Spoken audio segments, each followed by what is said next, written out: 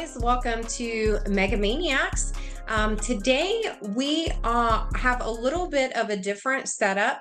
The person that I am interviewing has agreed to the interview. However, she has asked that we conceal her real name and conceal her visual identity. We're not going to distort her voice or anything, but she is still in her healing process and felt it better to have be somewhat anonymous in this process. But she actually was a student and worked at World Harvest as Rod's assistant while I worked there. I actually hired her.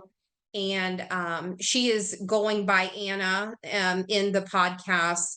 And she has so many experiences that she wants to share. But this is, to me, a groundbreaking interview. I believe that her experiences and the things that she is going to share are things that we have not heard before. And I hope that it helps her continue in her healing process and also helps and blesses others that are listening to it. So I hope that her screen is not too distracting, that it's either distorted or completely blacked out. We haven't decided yet what that's going to look like, but please stay for the duration of the interview. I don't think that you're going to want to miss any of this. So please help me welcome Anna to Mega Maniacs. Hi, Anna. Welcome to Mega Maniacs. How are you? Good. Good. Well, in your intro, I kind of explained why the screen is blanked out and your name is changed, because you do want to keep some, be somewhat anonymous here. But thank you for agreeing to come on and tell your experiences while you were at World Harvest and Valor Christian College. So why don't we start like how we start the other interviews, and just tell us kind of how you found out about World Harvest and Valor Christian College, and what compelled you to actually go there, because you started as a student in 2021, and then I actually hired you to work in the executive wing and be an assistant to the Parsleys, specifically Rod, I believe. So why don't you start there, and then we can go from there and discuss how things transpired during your time there. Sure. I first heard about World Harvest when I was younger, through Dominion camp meeting. My grandma enjoyed going and she wanted to take me and my cousin. So we did that when I was a teenager for a couple years. I heard about Valor through that because they did the scholarships and whatnot. And my grandma always teased me about going. She always said I would go, and I thought, oh, whatever.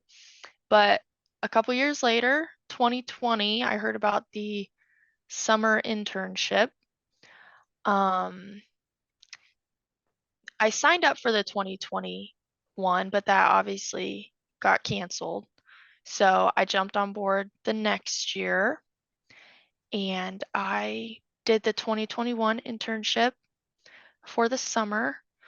I ended up staying and enrolling, and pretty soon after enrolling, I got offered to work there full time as well as go to school.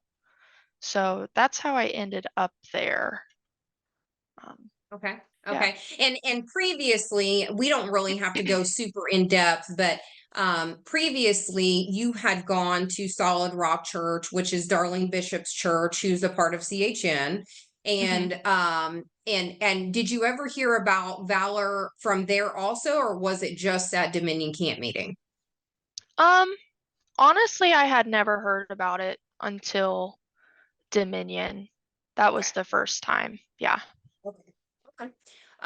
So you enroll and you start going to school in 2021. And hmm what was your experience there at college and attending the church up until the point that you were hired on? Yeah, so interestingly, the summer internship was great. I had a fantastic time, which is what internships are. They want you to have good times. That way you end up going. Mhm. Um, so that, what, like month and a half or so, it was great. Um, and they really took care of us as interns. Um, Once internship was over, things got a little more real. Not bad, but we weren't getting superstar treatment anymore once we enrolled. Uh, but it was okay.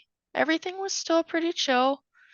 When I started working in exec, I was pretty much immediately stressed from that point on.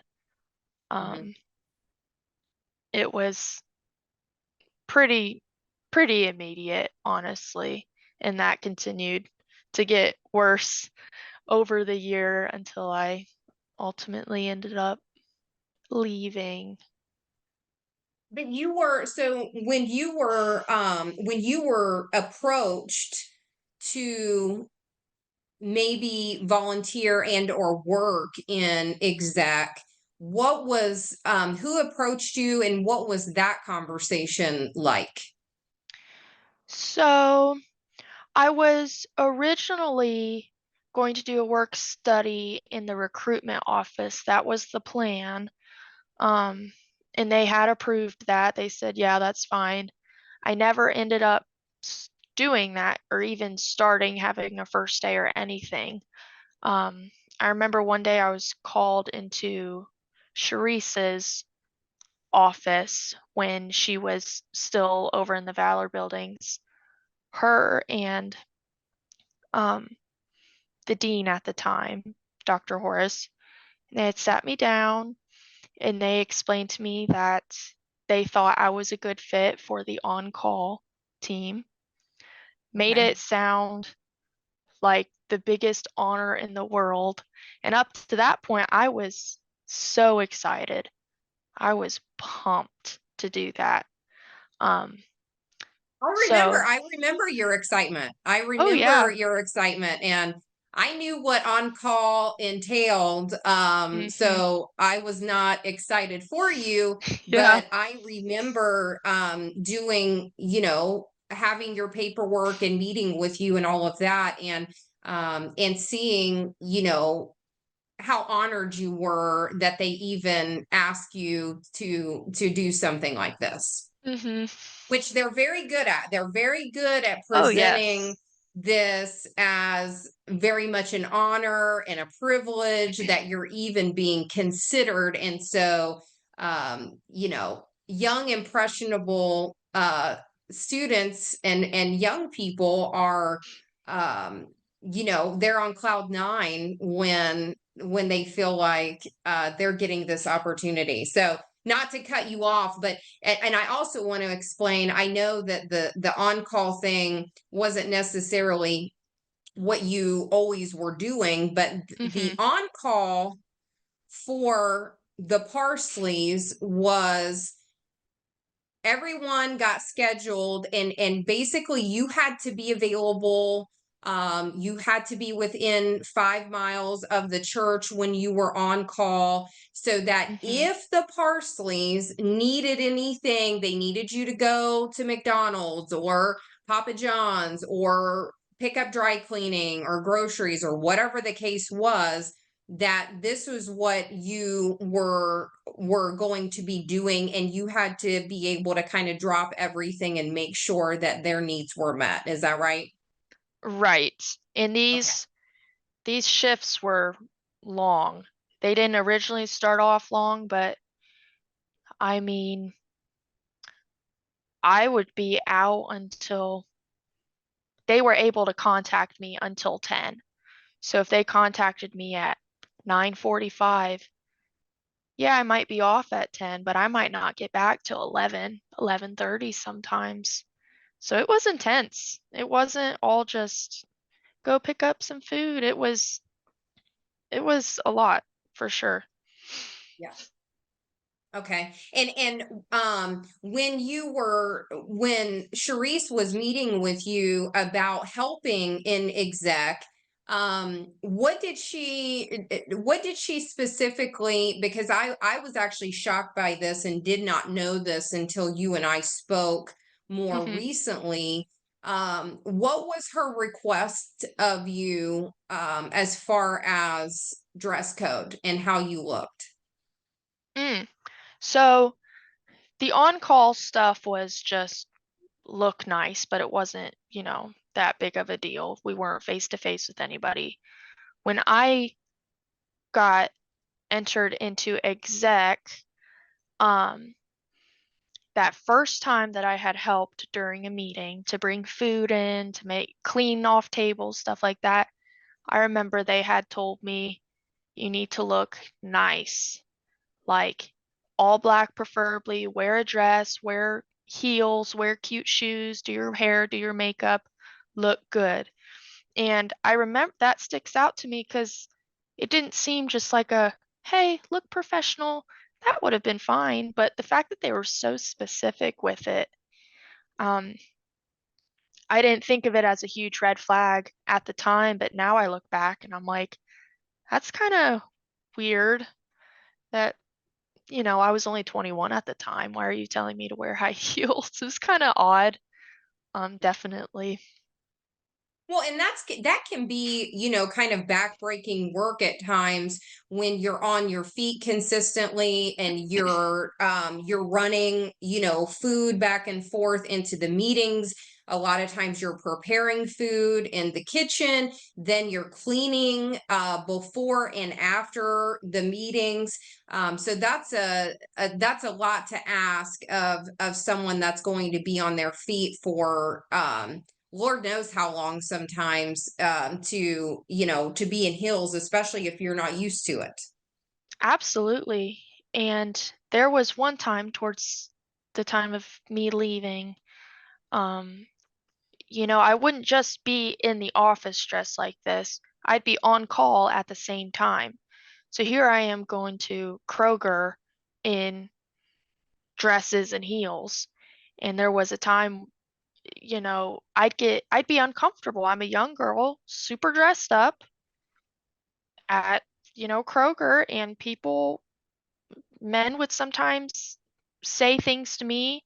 And I finally had to go to, I don't remember who specifically, but I said, I'm not dressing up like that. If you're going to be sending me out to pick up dry cleaning and things, I'm not dressing like that. It's impractical. It's uncomfortable.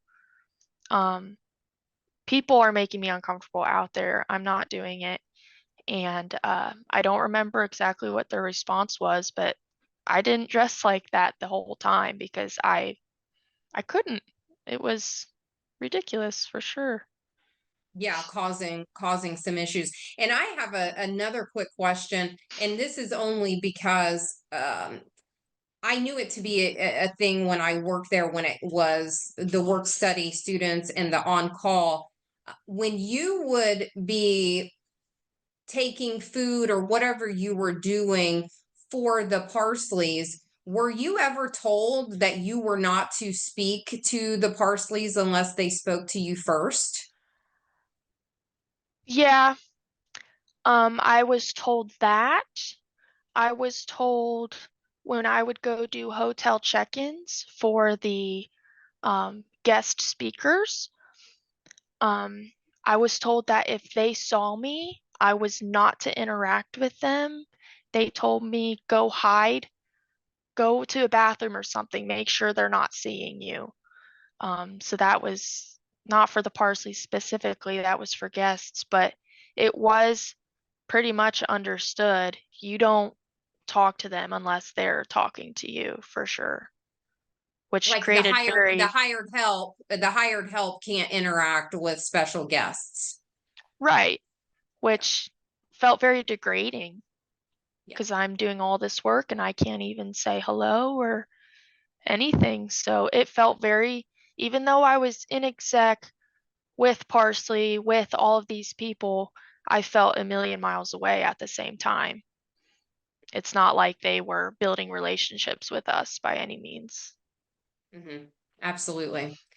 And so again, I some of the things that you and I talked about more recently were things that I didn't know, but I was very familiar with you when I worked there because obviously I did all of your paperwork and interacted with you, but didn't know some of these details. So Hmm. I want to try to stay as chronological as possible, but in one of those meetings, I don't know if it was the first meeting, but you specifically said that when you went into the meeting that Rod noticed you and kind of Mm, stopped the meeting and again, hopefully I'm staying chronological.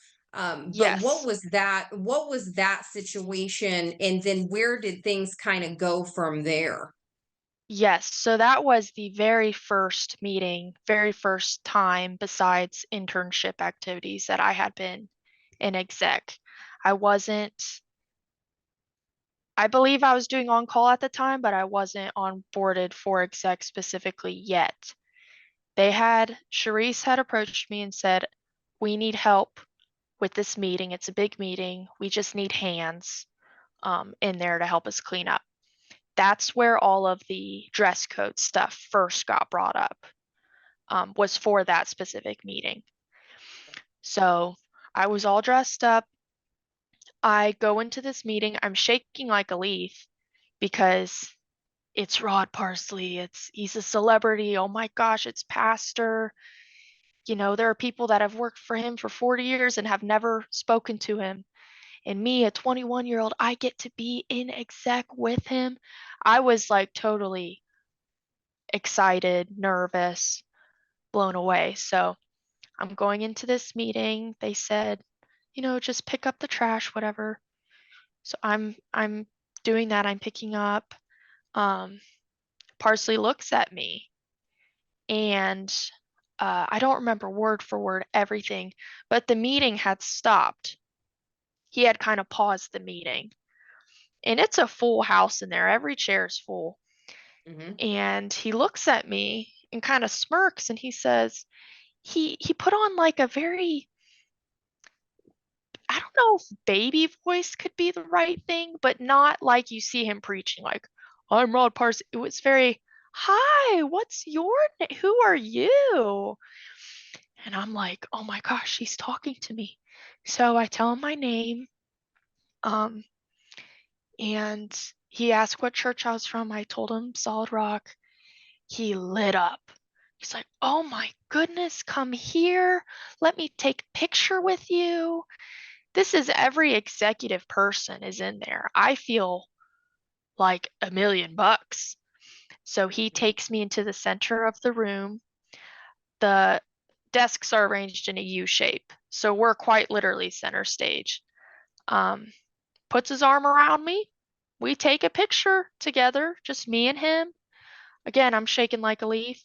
And he said that he was going to send it to Darlene, just to say, look, your person is Your here, whatever. one of your girls Right, are here. Uh-huh. right. Okay. And I don't remember anything notable after that. I believe I just finished what I was doing. But after that meeting, I believe the next day, maybe, that's when I was approached by one of the women there. She said, hey, Pastor really likes you. Um, we want you on the exec team. And that's how I ended up getting in there, and And offered is that. that when we actually hired you? to work back there, or was this Yes, still okay? that Okay, was because to I be remember that full-time. specifically. Yeah, Yep. yeah. So it was a very notable event starting there. I didn't apply. I didn't find it online or ask anyone about working back there. It definitely came to me for sure. Hmm. Oh yeah. Oh yeah. Well, and all of those positions do, because there is a certain kind of personality. There's a certain kind of demeanor, that they're looking for. They need to feel like, they can trust you. Mhm. I also believe they feel like they need you to be submissive, and that Right. you won't fight back, you won't talk back, you won't ask very many questions, Right. that you are given job duties, and you just carry them out, and keep your mouth shut and keep your head Mhm. down. Yep. Yeah. Exactly. And I was young and excited, and I think I definitely fit that description at the time. Okay. So how were things then going from that point on, as far as how were you being treated? What did your full-time job look like, along with your full-time school schedule? What was that process, and what did that look like? Yeah. First semester was tough juggling all my new responsibilities, but I still had classes in person. So sometimes I would go to my class and I'd be on an on-call shift after class. So it was doable.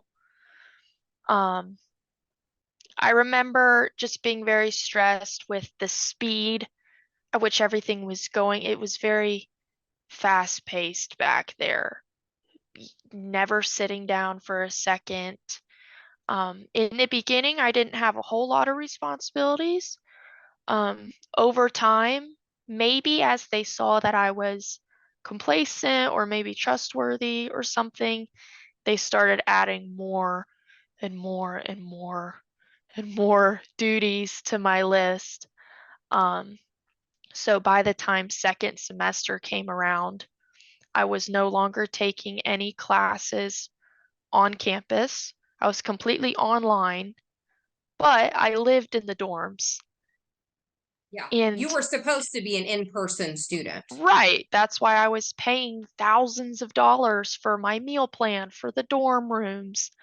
Um, so second semester was when things really started to hit the fan. Um, I know for the on call, there used to be boys that were on the team, but then they all mysteriously were not on the team anymore. And I found out that was because Joni said that she was uncomfortable with men, I guess, they're adults, men being at her house late at night and things like that. So now the on call team was just girls. And that put more on the few people that were on the on call team.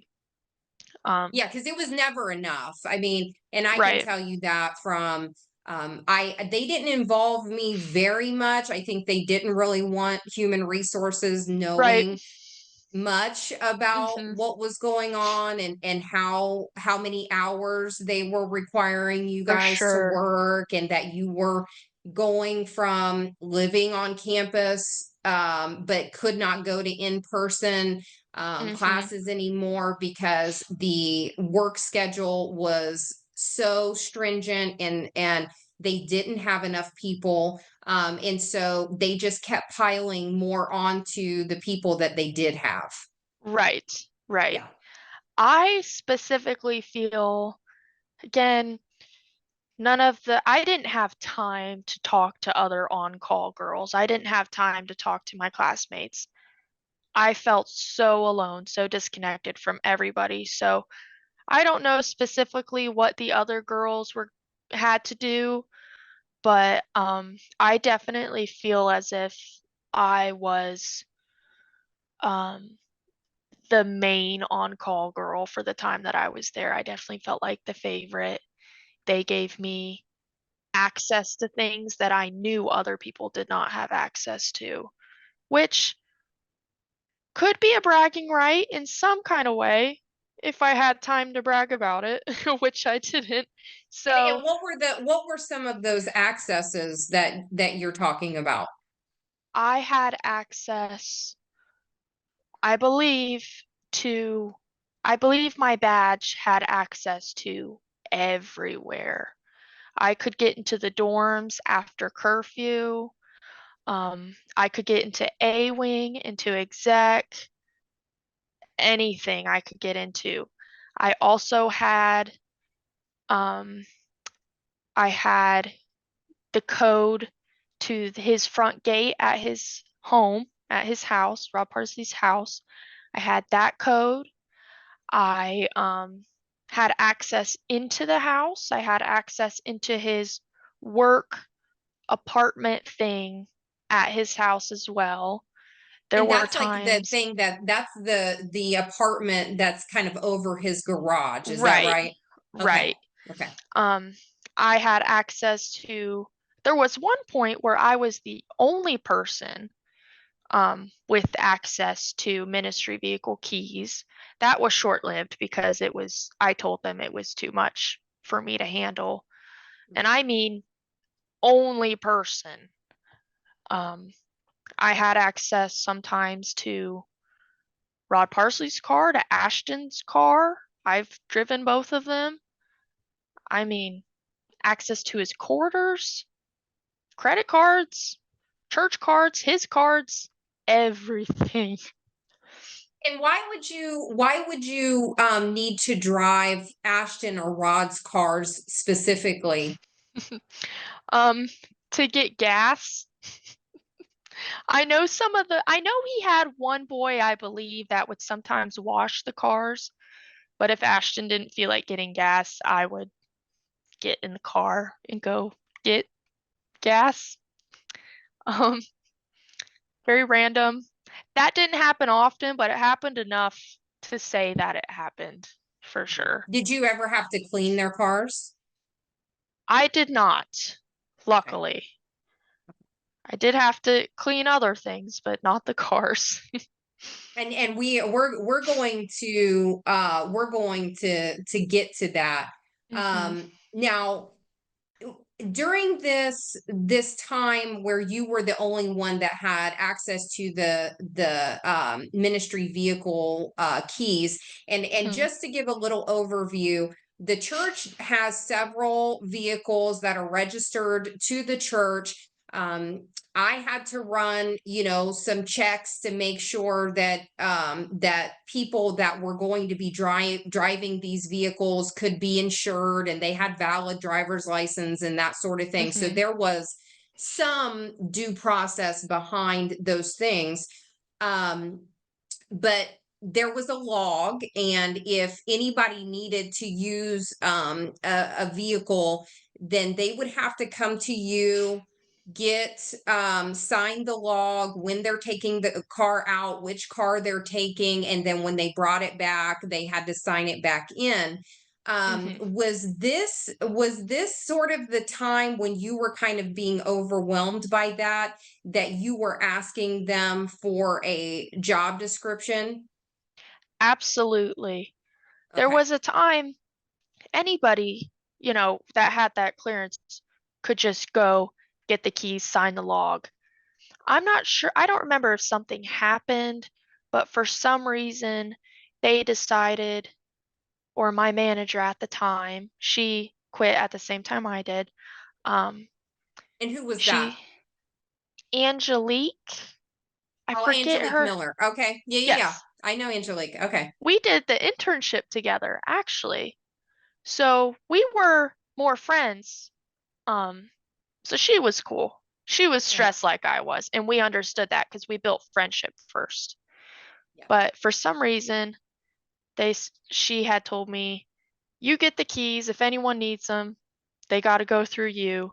That lasted honestly, maybe a week. Okay. I was off duty, off call, off work. I went to McDonald's. Someone needed the key. I was not on campus.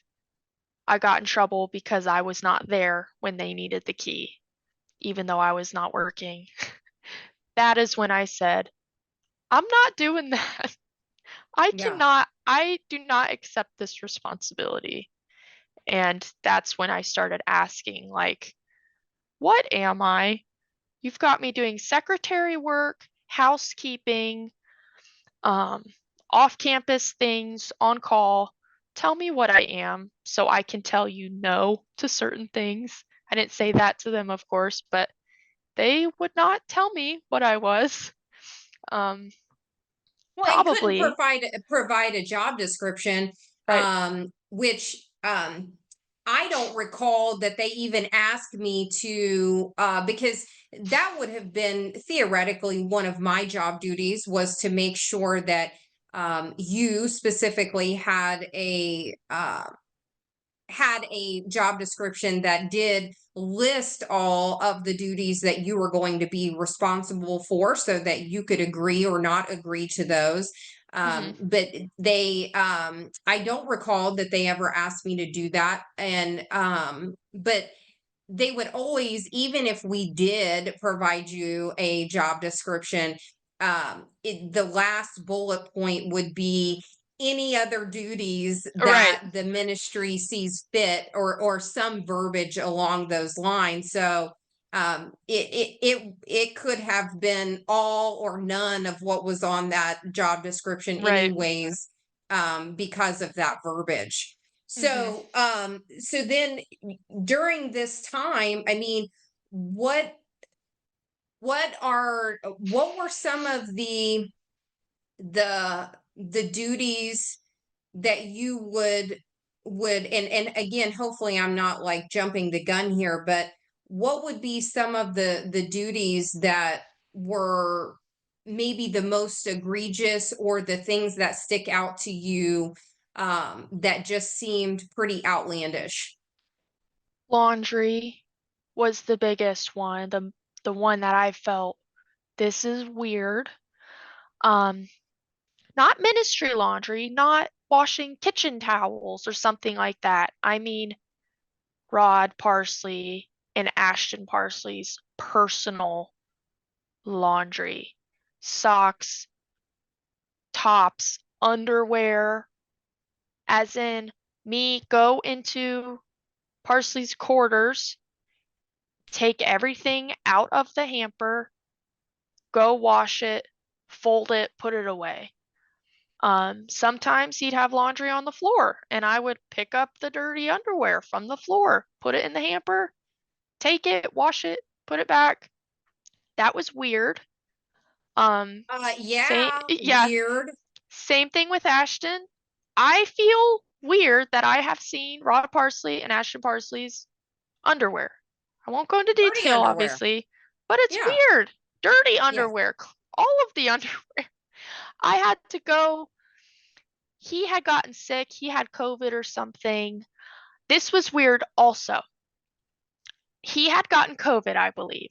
So instead of staying in his house, he stayed in his apartment above his garage right next to his house, which I think is weird. Why do you need two houses at your house? And Anyways. another house at the church. Right. So he stayed in there while he was quarantining. After the 2 weeks or whatever, it was me and like one or two other people's job to go in and clean the apartment after he had COVID. Granted, this is 2021, 2022. This was when things were still, not great as far Sure. as sickness went. I mean, we took the dirty bed sheets off the bed, which I don't like touching my sick bed sheets. I don't want to touch some random man's dirty bed sheets. Sure. Um, we had to clean that whole thing, take it back to the church, and he wasn't 5 minutes down the road. Um, Wash it at the church, come back, go into his house, and I remember putting away underwear, putting away socks in his personal home drawers, which I also felt weird. That's just a side. I don't want to know what my pastor's closet looks like. Just very intimate things that Yeah. were very odd for a 21-year-old female to be looking at. Not to mention, after I cleaned his dirty, sick place, I got sick. The sickest I've ever been in my life for, I believe it was like 2 weeks. And I don't have proof, obviously, but I strongly believe that, you know, since I was in there cleaning all the sick stuff, that's why I got sick. Um, that's when I really started to be very annoyed, very resentful towards them, was specifically at that point. But And did they give you, not to interrupt, but were you given the same 2 weeks to quarantine and get better during that time frame? um I I want to say so. Um I can't say for sure, but I didn't work. They didn't make me work, which Okay. is good. I wouldn't put it past them to make me, but they didn't. Yeah. Um but I definitely didn't get the same special treatment that he did when he was sick. That's for Oh sure. yeah, no one was bringing you food or coming Right. in and cleaning up your dorm Right. room after you were ill. For sure. Uh wow. And that was something you actually didn't share with me Mhm. during our conversation, but I feel like I recall that. But there was, during that time, there were a lot of people that were getting sick with COVID. And Mhm. this would have been, at kind of the height of all of it Right. before COVID hit, or I should say right after COVID hit. Mhm. um, the church and the Parsley stance was very much like anti-vaccination, anti, like, we're going to church, we're not shutting down the church, Mhm. that sort of thing. And then it was, anybody that's working closely with the Parsleys are going to be required to get the vaccination. I Mhm. know that they got the vaccine, and I guess still ended up with COVID. Right. Did they ever discuss that with you, the vaccine? Not that I recall. Okay. I don't I don't think so. No. And that may have been after, because I think it was in 2020 when, it hit in March. We Mhm. were we were out until, and I'm just saying this as kind of a just an interlude of information, but hit in March. We were all required to work from home until the beginning of May. Then most of us came back to the office, and so during that time frame, May through the probably the beginning of winter, was when people that were working very closely with Rod were required to get the vaccine, unless there was some medical reason that they could not. They had to show proof of that. And Mhm. I know of at least one person that had a very adverse side effect to the vaccine, and got very, very ill, and was unable to complete the rest of those shots in that series. Mhm. um because they asked my opinion, they asked what I thought about it, and I'm like, well, Right. I'm not getting, no offense to anybody that believes in it, but for me, I'm healthy, I didn't need to get the vaccine. Mhm. And but I opposed requiring it of the staff. Right. And luckily they sort of listened to that, except for, the people working very closely. Mhm. So, and I know we'll kind of get into more of this, as far as some of the other job duties. But you also mentioned that during this time frame, you did pay for the meal plan at Oh. the college, Mm-hmm. but there were, I don't know how many times it was, maybe a very regular occasion that you would be starving and Mm-hmm. not allowed to not only go use the meal plan that you were paying for, but you had to go get food for everyone else and not yourself. Right. So, little background. The meal plan, what we paid, did not roll over into the next semester because they already spent the money on whatever they needed. So my money was gone. I had already paid for it. And we're Um, talking thousands of dollars. right. I don't remember exactly, but it was not $500. This was I'll find it. expensive. Yeah. I'll find the Yes. figure. I had it at one point in time, but yes, it's very expensive. Yes. So Valor is a small school. So there were a lunchtime and a dinner time. They were an hour each. This was not go whenever you want. Um, so it would be my lunch hour or my dinner hour, the only time I could go get that food. And I don't remember how many times, enough to like lose money on it, but I'd say, hey, I need to go grab my food. Um, and they'd say, well, we need you to go do this. We need you to go do that. Uh, you need to go get dry cleaning right now, i.e., I'm off campus and can't go get my food. There were many times when I missed the lunch hour and then they'd say, okay, you can go now. And I'm like, it's been done for 2 hours. And it hurt even more when they'd say, you need to go. Parsley, Rod wants, Pastor wants Cheesecake Factory.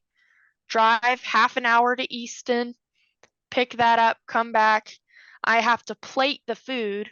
I don't just give the bag to them. You have to take everything out of the to go packaging, plate it like a chef, like a fancy Gordon Ramsay, um, get the right drink out. Meanwhile, I'm hungry. I'm a broke college student. I'm hungry, staring at these nice meals, Cheesecake Factory, Outback, like nice things. And that was very mentally tolling. That had a very big effect on me because I was not meeting basic human needs. And Lord knows I wasn't making enough money to go to McDonald's and buy stuff. I made nothing. So that was very frustrating for sure. Oh yeah. Oh yeah. I can only imagine.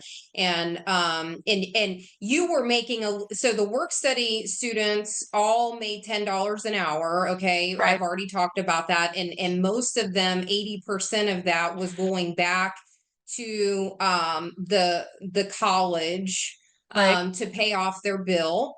And you were making just a few dollars more than that. Yes. I want to say maybe 13 or so, but since I was a student, 80% of that was still being taken out. So in my pocket was not a lot at the end of the day Peanuts. still. Right. Peanuts.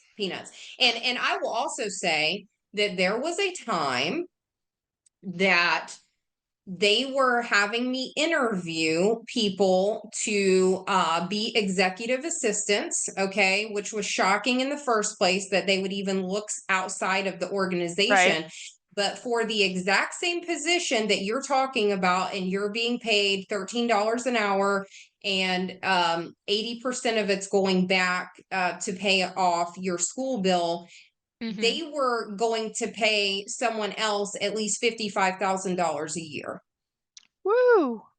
Yeah. Now they would have been salary, right? Right. Not hourly, but for the exact same position, they were being offered a lot more money. and Mm-hmm. and virtually could have been someone outside of the ministry that was doing those job duties. Yeah. And honestly, if you offered me $100,000 a year, I still would not do that job. It's a lot more money, Right. but 55 still is not good Not enough for enough. that position, Not even enough. then, for sure. Well, and I'm going to ask you this, Anna. I got to make sure I don't say your real name. um, when you were working there, and I'm asking this because I know it happened to other people, because I had to have these conversations that were seemingly ignored when I worked there. But Hmm. you were hourly.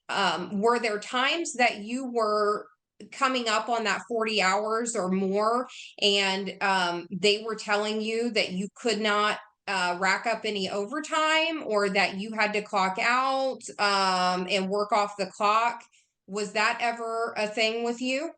So me personally, I I was kind of a mess when it came to clocking in and out and things because on call, you are only allowed to clock in when you are on a run, when they need something. So I Yeah. could be on an all-call shift all day, pretty much working. I'm not allowed to leave, but I'm not getting paid. So, um, there were times when I would work really late and they'd get mad at me. They're like, "What are you doing? Get out of here. Like, go." I know Charisse did that to me once. I was helping for his birthday party, birthday something, and she said, "Go, get out of here." And I'm just like, "You are making me, you wanted me to be here. Do you think I'm here on my own accord? No, you are asking me to do things." Um, so specifically like sit down, please clock out before you hit 40.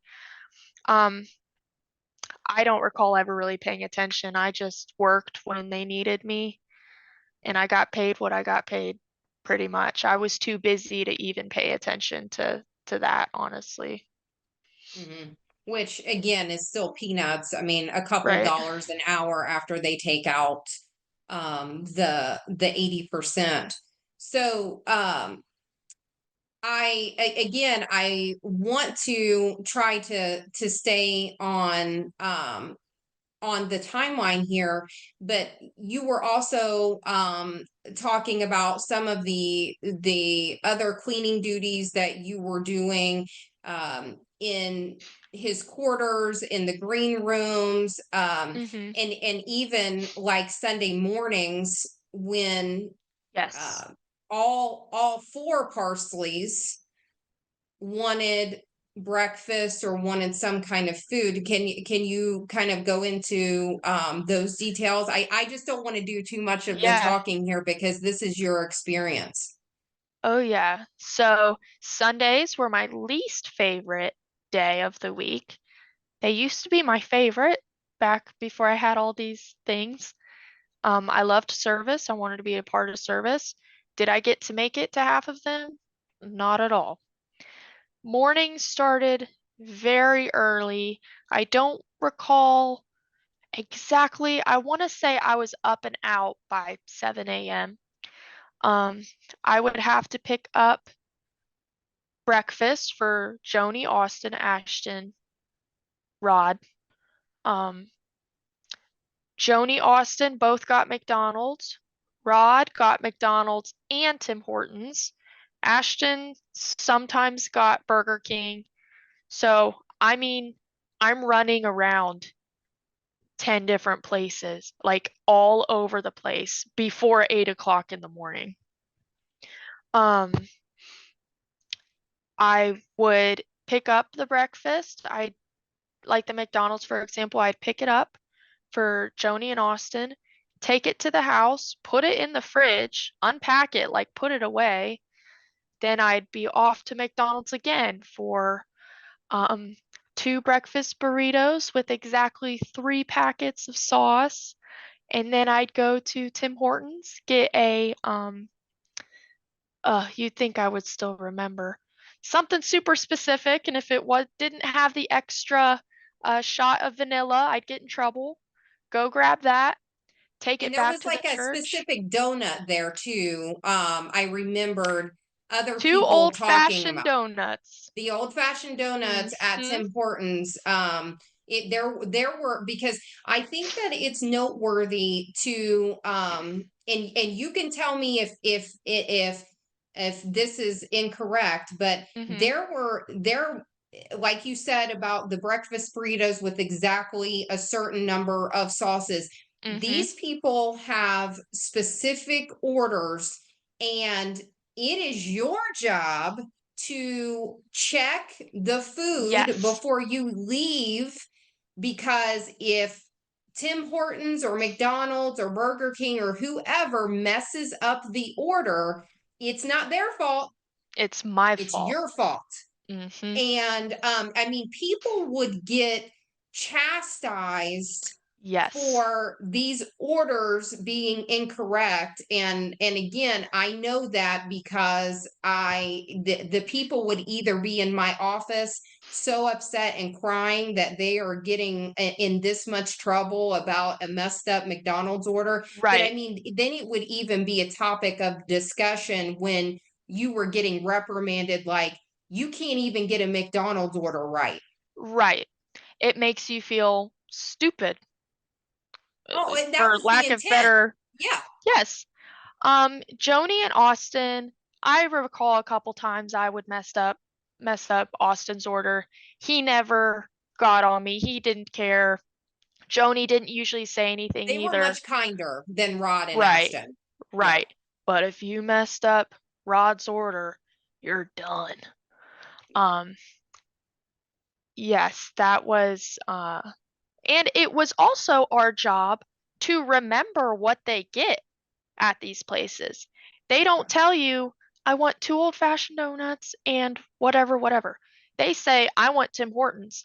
I have to go in my phone or go in my brain and think, this is what he gets. Okay, he gets this, this, this, but on Tuesdays he gets this. It's like I made spreadsheets of menus of what they got, um, just to keep track. And like I said, Austin, sometimes I would ask him, I had his personal number. And I'd say, what do you get again? And he'd tell me, and it was fine. It wasn't a big deal. Um, I still don't feel like I should have been going out getting breakfast for grown adults.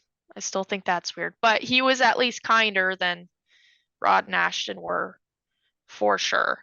And that's all before I even get breakfast. I didn't get anything. I didn't have time to get me something. Um so Well, and this is all on the ministry's dime, by the way. And I'm going to yes. interject one other thing, because I know I've said this before, probably in season one when I was talking about my own experiences there. But when you are a part of a church and a nonprofit organization that is a church, okay, there is something called a ministerial allowance, a ministerial housing allowance. Okay. And what that means is that you can allocate a portion of your salary to this ministerial allowance, and whatever that portion is not taxed. Okay. And if you ever get audited, you have to be able to prove that these are legitimate things that you're paying for. But the reason they do this, so it can include, your house payment if you don't live in a parsonage. It can include cleaning products, paper products, landscaping services, housekeeping services. And instead of them actually hiring a real person that is trained to be a personal assistant or Right. an executive assistant or a housekeeper or a driver, okay, and they could allocate those what they're paying these people to that housing allowance. They are not only participating in this housing allowance, but then it's still doubly on the church's dime because they're having college students do it for Mm, them. mm-hmm. Yeah. They were Sorry, very, I had to add that in there because to me, there are so many financial improprieties, and this is one of the major ones, in my opinion.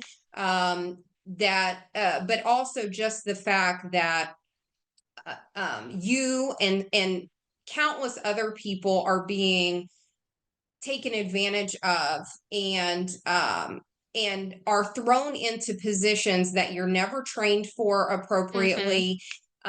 You don't get any coaching that's appropriate. mm-hmm. It's like you have to be a mind reader, you have to know how to do all of these things, and you will learn by making mistakes, getting yelled at and Right. chastised, so that the next time you remember how badly you were treated and Mm-hmm. hopefully will not mess up again. Right. And they were very big on receipts. Whatever went on these cards, you had to fill out and staple receipts onto the paper. Sometimes I'd forget a receipt and I'd have to go back inside the McDonald's and say, "Hey, I know I just ran through the drive-through 10 minutes ago, but can I please get a receipt for my order?" Like the most crazy stuff Mhm. for sure.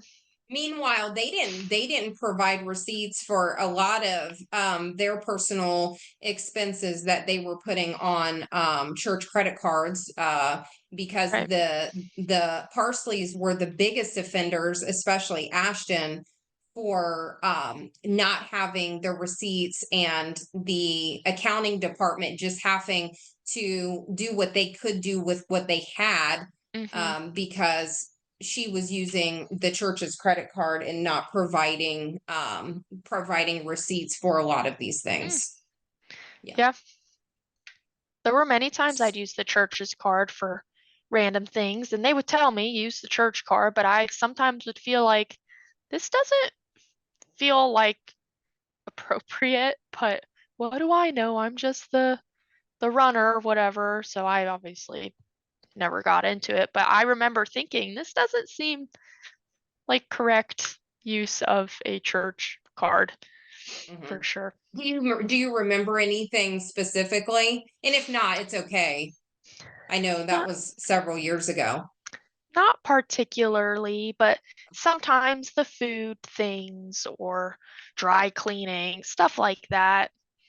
Just I don't know if it's new Bibles for the to put in the pews or something. That seems more uh like makes more sense, but Cheesecake Factory 6 times a week doesn't really make sense to me personally. Yeah, yeah. And the congregation's hard-earned money is Right, going to feed, clothe, and pamper the right, Parsleys themselves.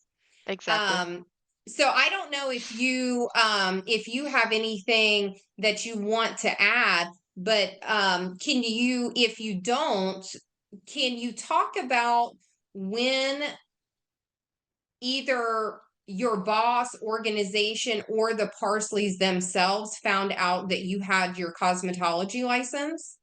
Oh, that was somewhat earlier on, Okay. because I don't remember being as rebellious. The more stressed I got, the more rebellious I would get, and I still feel like during that period I was pretty complacent still.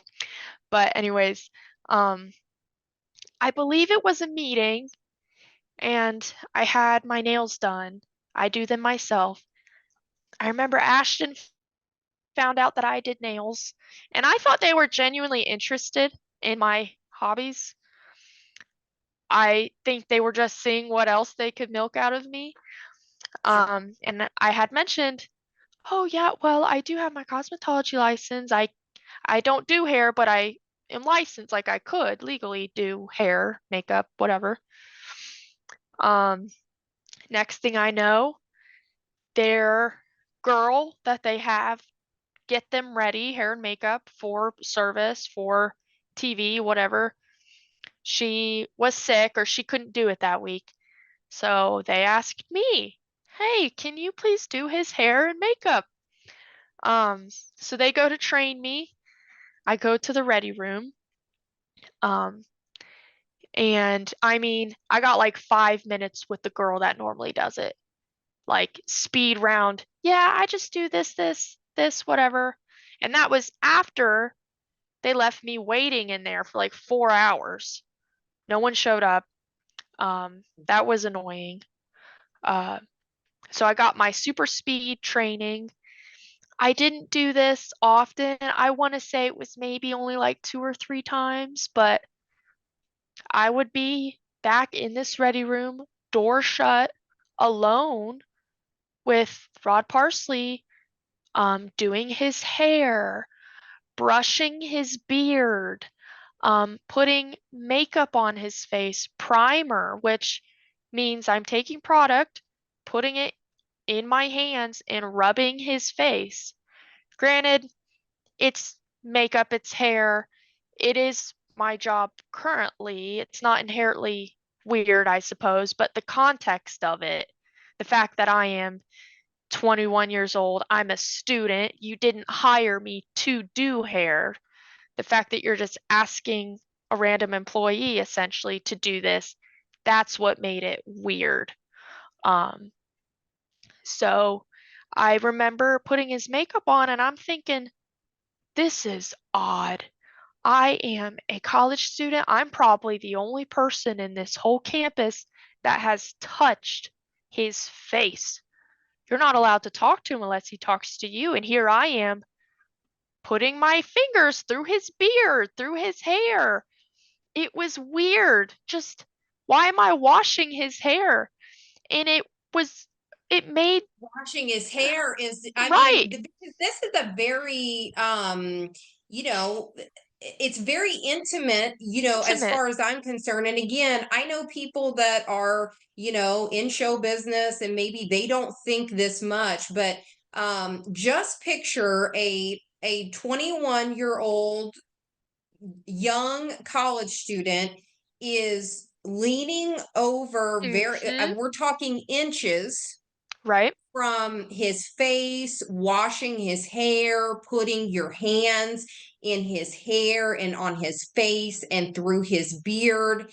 Mm-hmm. And during this time, I mean, is he talking to you? Are his eyes closed? I mean, Um, well, that's already uh right, weird and creepa, as he would right. say, but Well, it's very strange.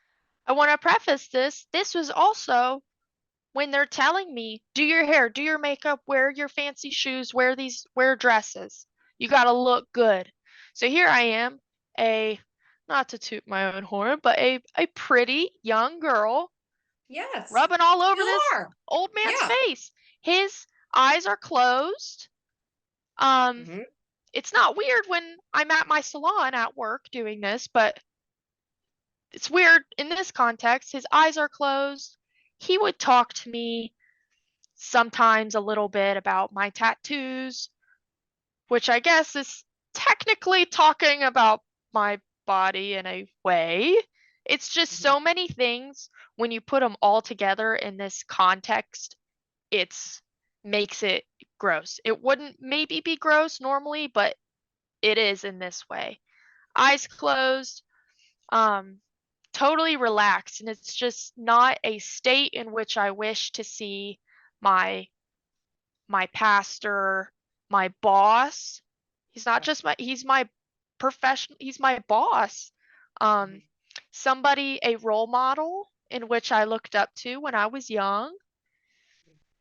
Very, very weird. It messed with me a lot mentally, just thinking, is this normal? No, yes, this is normal.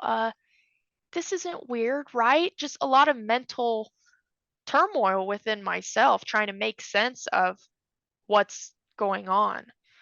And you Well, and pair then that, being alone, being right, alone in the ready room, which is like a green room, being alone in there, being alone in his apartment, right.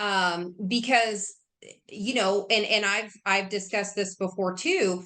I was human resources, okay? And Mm-hmm. if I needed to have a meeting or an interview or whatever the case was with a male, I could not even shut my door.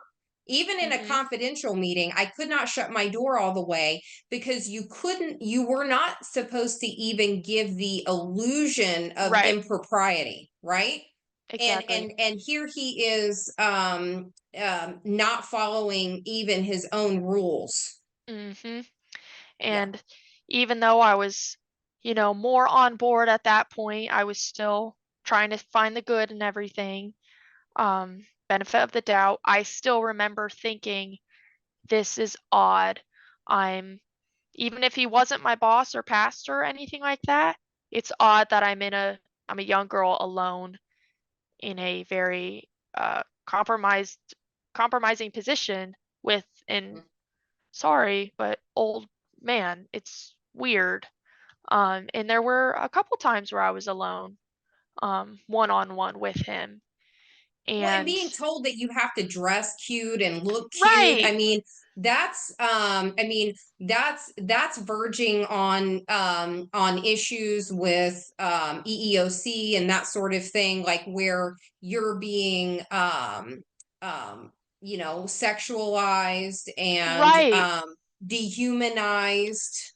I felt like, as I've processed these experiences in the years after or the months after even, I would I would think about some of these situations and think, I kind of feel like I was just, in a way, just a pretty girl to keep around and have just do stuff. Like, I did feel in a way sexualized and just, it's inappropriate things, and it caused a lot of confusion on my part, for sure. Hmm.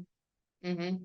And I think that you even mentioned, we don't have to really go into deep detail on this, but I think that you mentioned that at some point you did have to go and get some counseling and or talk to a therapist, and Yes. that this counselor therapist basically told you that I think it was a female, that she thought Yes. that you were being groomed, or it Absolutely. sounded like grooming behavior to see what you would and would not rebel against. Right. She was licensed professional. This was not just a friend. This was a professional person. I had told her um, about some of these encounters and how I felt about them, and she didn't ask me more questions. Without skipping a beat, she says, "That is grooming behavior. That sounds inappropriate, and this is a professional that knows these things." And I've also talked to other people, and they've also said that sounds inappropriate, kind of weird. Um, Definitely not student, pastor, employee, boss behavior in my eyes. Yeah, I agree. I agree.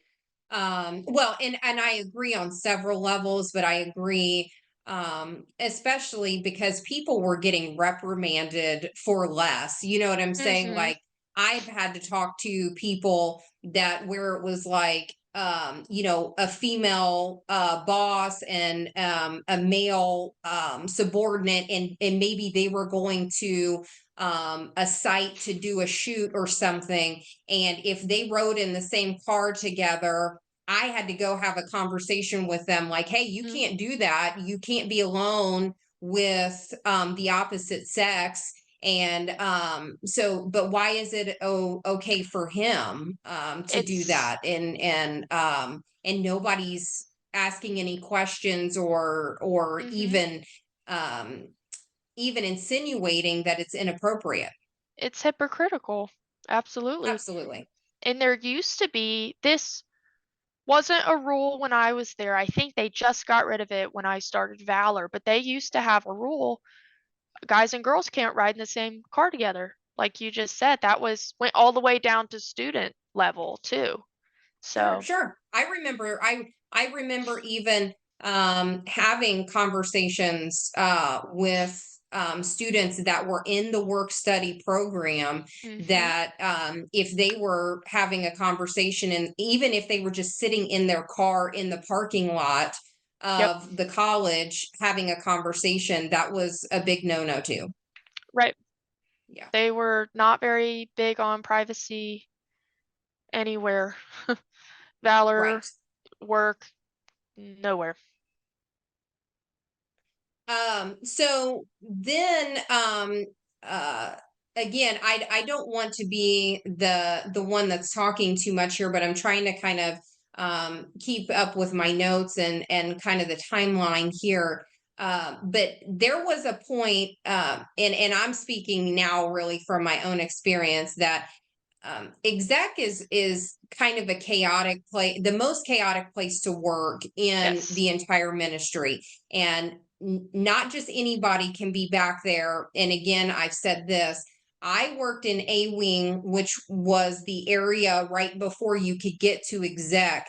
And in my almost 4 years of working there, my boss was in exec. Several people that I interacted with were in exec, but they would never give me access to Mhm. exec for whatever reason. But there were kind of peaks and valleys during my time there where it would be fully staffed. We had plenty of runners. We had plenty of people to take care of the Parsleys and answer phones and do all of the things. But then there were times where, like, there would be a mass exodus. Everybody Mhm. would quit. Nobody wanted to work back there. No one wanted to be a runner. And there was one particular time that they were short staffed for secretary, someone answering the phones, and you were one of the only people available. So now they added yet another job duty to Yes. you. And again, I don't know how much you want to go into that, but it was just another layer to this seemingly impossible situation and job that you had taken on. Absolutely. The secretary um portion of my duties was the most stressful, least favorite job to do. Um I got no training on the phone. I did not know how to transfer people. Nothing. It was so stressful every time that phone would ring because this is the exec office. They already had to go through, I think, one other person to even get connected to exec. Or Um, like two or three a lot of right. times. Yeah, And yeah. then so they spend who knows how long jumping through all these hoops and then they get to me and I don't know what I'm doing. Was probably frustrating for everybody because it take me 10 minutes to transfer somebody. Um, that I was one of the people when I was on phones, I would buzz people in to get into exec if you needed to. That stressed me out because I couldn't leave the desk. What if I had to go to the bathroom and someone needs in there? Um, I handled that along with everything. I was cleaning while I was doing the phones. Um, they had me scan every single page of one of Parsley's Bibles one time. So I just sit there for hours scanning pages of his notes.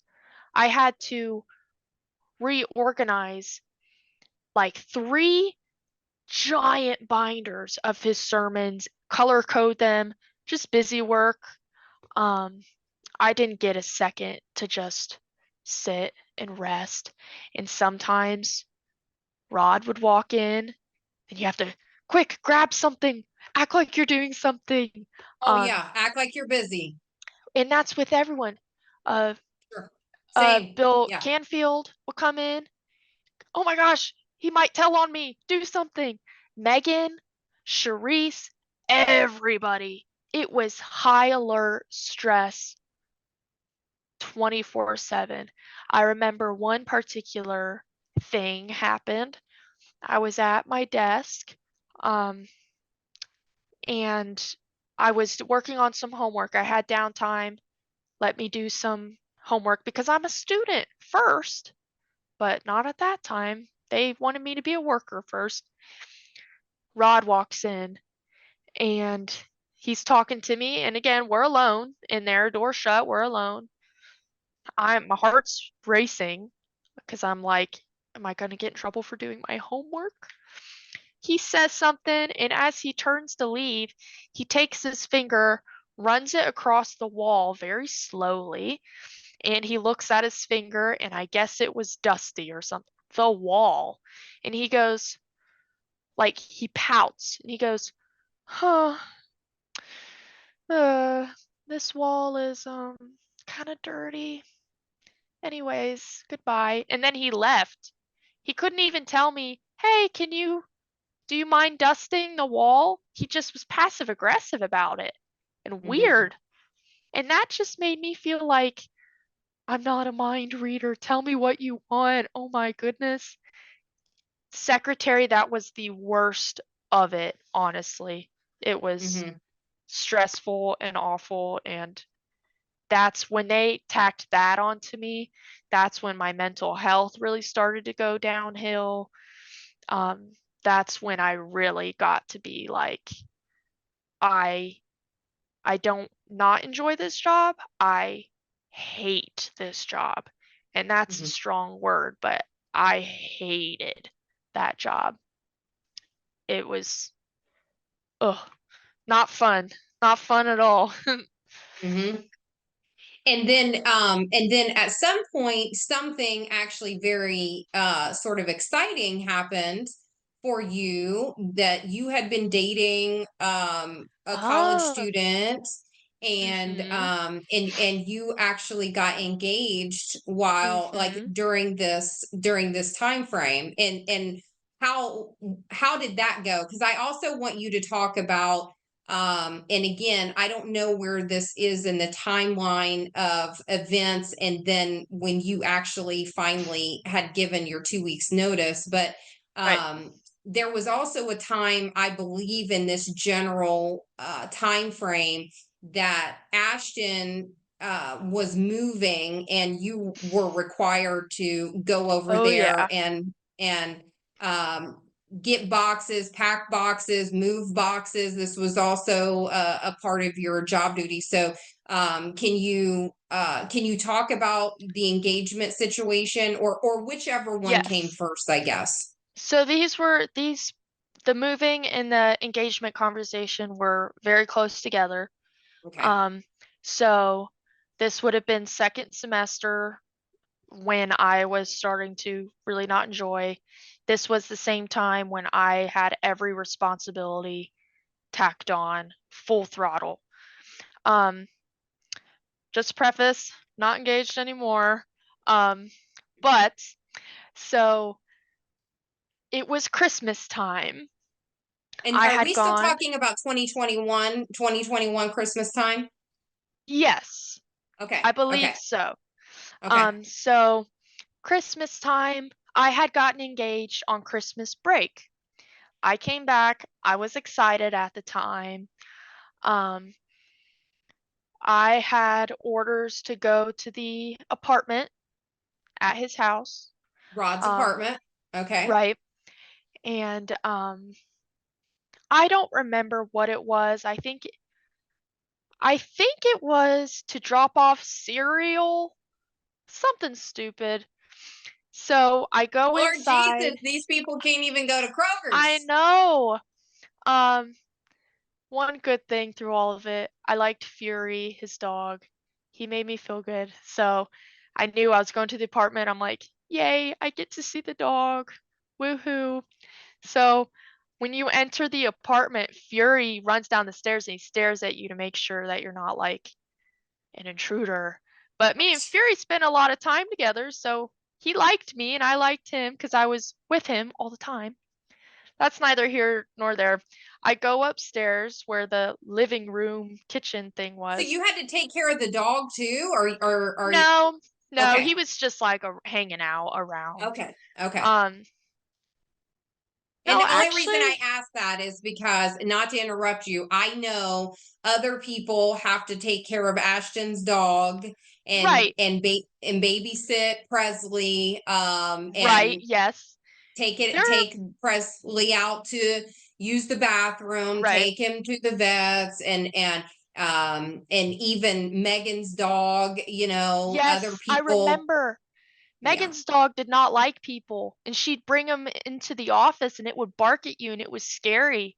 And it's Yeah. like, why are Yeah. you bringing your dog in here? Anyways, Fury, sometimes I would feed him, but it wasn't like on my list by any means. But I went upstairs, there's Parsley, he's in his pajamas. Why am I seeing my pastor in pajamas? That's weird. Weird. Anyways, uh there were occasions where he would ask me about me for once. Oh my goodness, who would have thought? And I remember he asked like, "How was your Christmas?" And I said, "Oh, I got engaged." And I show him my ring. He was all happy like, "How was your Christmas?" Showed him my ring, said I got engaged. Smile dropped. He looked mad. He did not say, "Oh, wow, your ring is so pretty," which it was. He didn't say anything that they normally would. He like, though I don't truly know what he was thinking. The only person who knows is him, but he seemed kind of not super thrilled about that. Hmm. Which when you think about all of our previous um things that we've talked about earlier, and then he's upset that I'm engaged, it just makes you wonder. It makes you think, did you Sure. like me? Like, are you jealous? Um, there was a time uh we were in service. This is relevant to the Ashton moving thing.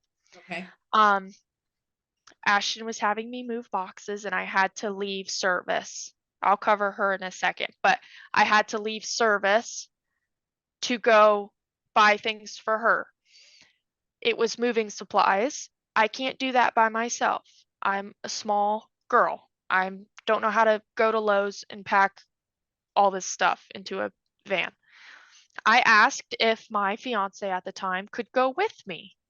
Um, they said sure because he worked with Charisse, so they knew him. So they said that's fine. He can help you pack up these things. So we're in service, Sunday morning service. I turn to him and I say, "Hey, we need to get ready to go here in a minute." And he says, "Okay." We're whispering, we're not causing a distraction.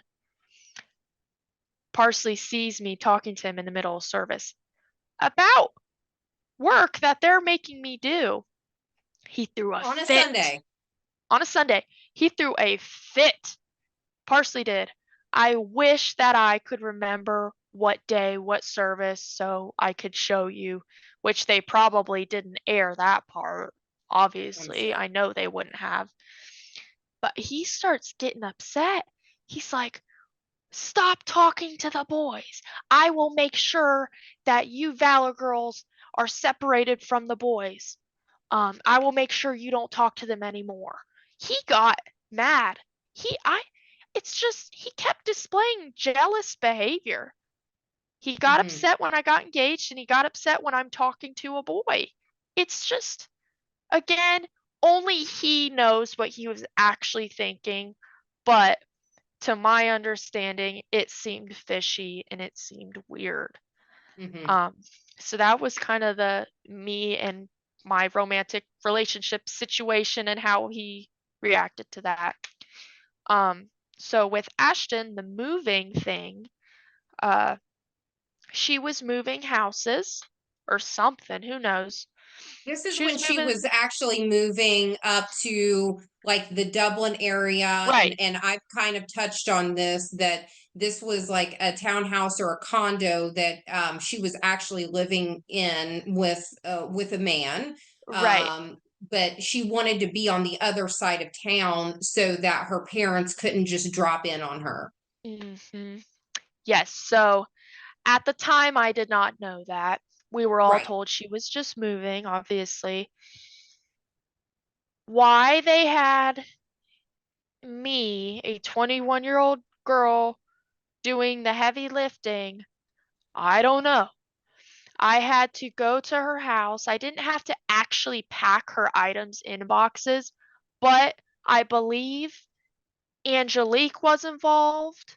There Hmm. was a couple other people. I believe that there were others who actually did have to pack items. There were. I've talked to Right. them. Yeah. So I was the go buy the boxes person. Okay. One time they gave me the van. That's the instance where I was with the fiance in the service. I had to go get stuff in the van with him. But there was another time I was by myself.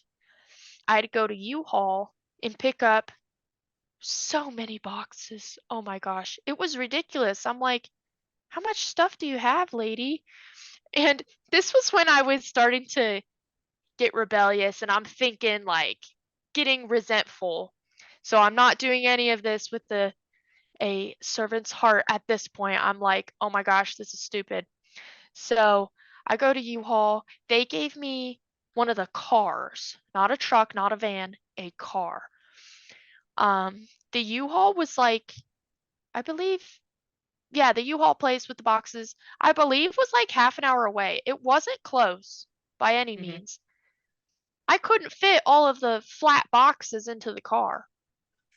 I had to make like 4 trips to the U-Haul, try and puzzle piece all this stuff in the back seat of a tiny car.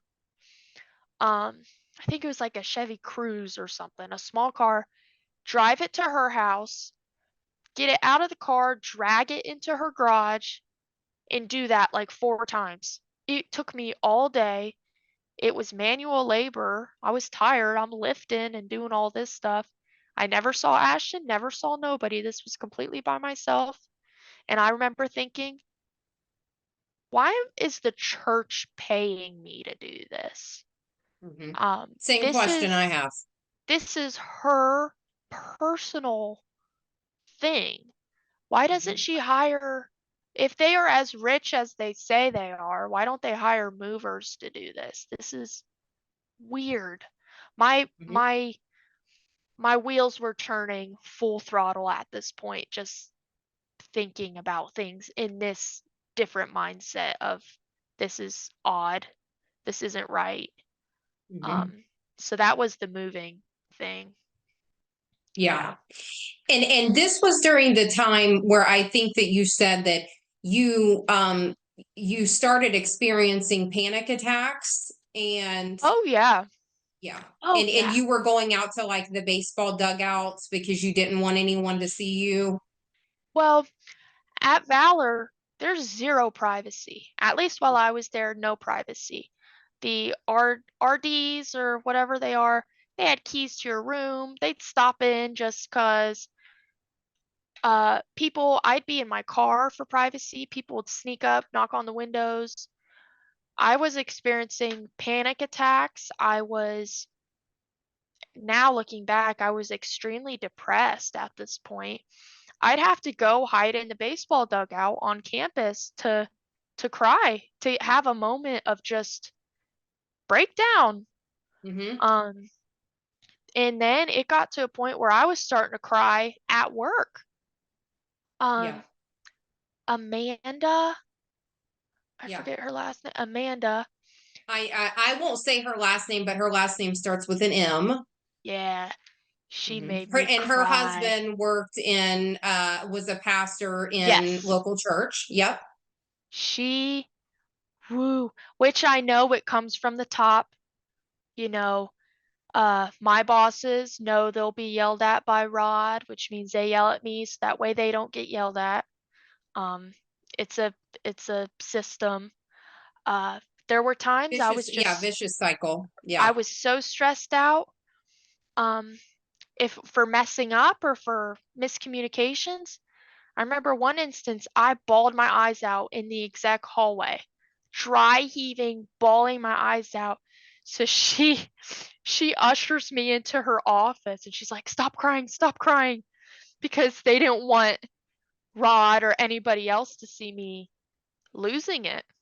Mm-hmm. There was a couple times when you just have to suck it up, go in a closet, go in the bathroom, cry it out, come back out and finish what you were doing. That became a very normal uh thing. Mm-hmm. It was, I'm going to work today. I wonder what I'm gonna cry about today. Mm-hmm. Uh, it was very toxic back Mm-hmm. there for sure. Oh yeah. Oh yeah. Well, I've seen some of your predecessors have complete breakdowns, and Yeah. it's completely out of character. Uh-huh. Um, so it's not like, this was always a thing, and maybe you Right. struggled with anxiety and depression, and the same is true for the other people that I'm talking about. But the so much stress, so much pressure, you can, even when you do everything right, you're doing nothing right. Right. And this is what you experience day in and day out, and then add on the fact that you feel so isolated, because who's going to understand what you're going through, and you're still trying to keep up with your schoolwork, Right. and you're just going through so many things, and then you have people in your ear. Well, if you're not doing this, then you're out of God's will, and Hmm. in like playing these psychological manipulation games with you, and emotional and spiritual manipulation games Right. with you. So during this time, um how long until you decide that you're going to leave? So I'm I'm not sure. It was a little bit because I was struggling with, if I quit, I'm gonna get judged by my coworkers, which is who everyone in exec was. They were coworkers. I'm going to get judged by them. They're going to treat me differently, or they might treat me differently. Um, my fellow students at Valor are going to judge me and get, you know, upset with me for quitting as well, which is going to affect friendships. I just thought my life is over here if I quit, because I just can't do that. Eventually, I finally was like, I started to feel suicidal at a point. I was like, I can't get out of this. This is, there's no way out. I can't leave. I can't stay. I can't nothing. That's when I knew I needed to quit. It didn't matter what friends thought, didn't matter what leaders thought, teachers or pastors, it didn't matter. I lined up a job um, working at a salon in New Albany, lined it up, had good money, whatever. Um, I interviewed. We were trying to get training started. Uh, and I went and I gave my 2 weeks um, to Charisse. No, it was not Charisse. It was Angelique. Okay, I because went in she was her, still there, and was yes, your boss. Okay. yes. I went into her office. I started bawling my eyes out and I said, I have to quit. I can't do this. She looked at me and she goes, I'm right behind you. I'm leaving too. And we had a moment of just like, for a second, someone understood me and someone understood her. And it was like a million pounds off my shoulder. She goes, I understand. I get it. You're fine. I completely understand. I'm going to do it too. So I put 2 weeks in, and I'm starting to do my 2 weeks. At that point, I was still trying to be nice, like, okay, I'm not gonna get lazy. I'm gonna just see this through. Um, Charisse had approached me and she said, hey, uh, we're going to have a meeting with all the on-call girls. I know that you're quitting, but can you please attend this meeting? Just so that way, if the girls have any questions, any of the new girls, you can kind of answer them, kind of like a send off or something. I wanted to be polite. I thought that me and Charisse were close at the time, so I wanted to make her happy. Well, I and I go think, in. even not to cut you off, but you even said to me in the conversation we had not too long ago that before all of this psychological and emotional distress that you were already under, but you felt like, she was placing on you as well, that you actually kind of viewed her as a mother figure. Right. She Yeah. was like a campus mom to me. She saw me cry.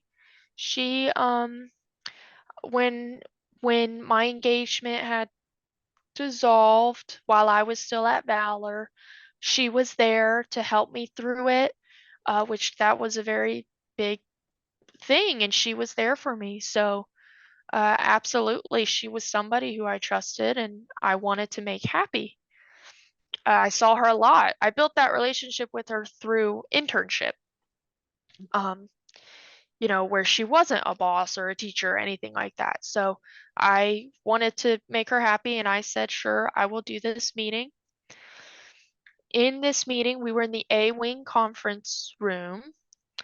I don't quite remember how many girls there were. There was a good 10 plus of us in there. It was a full room.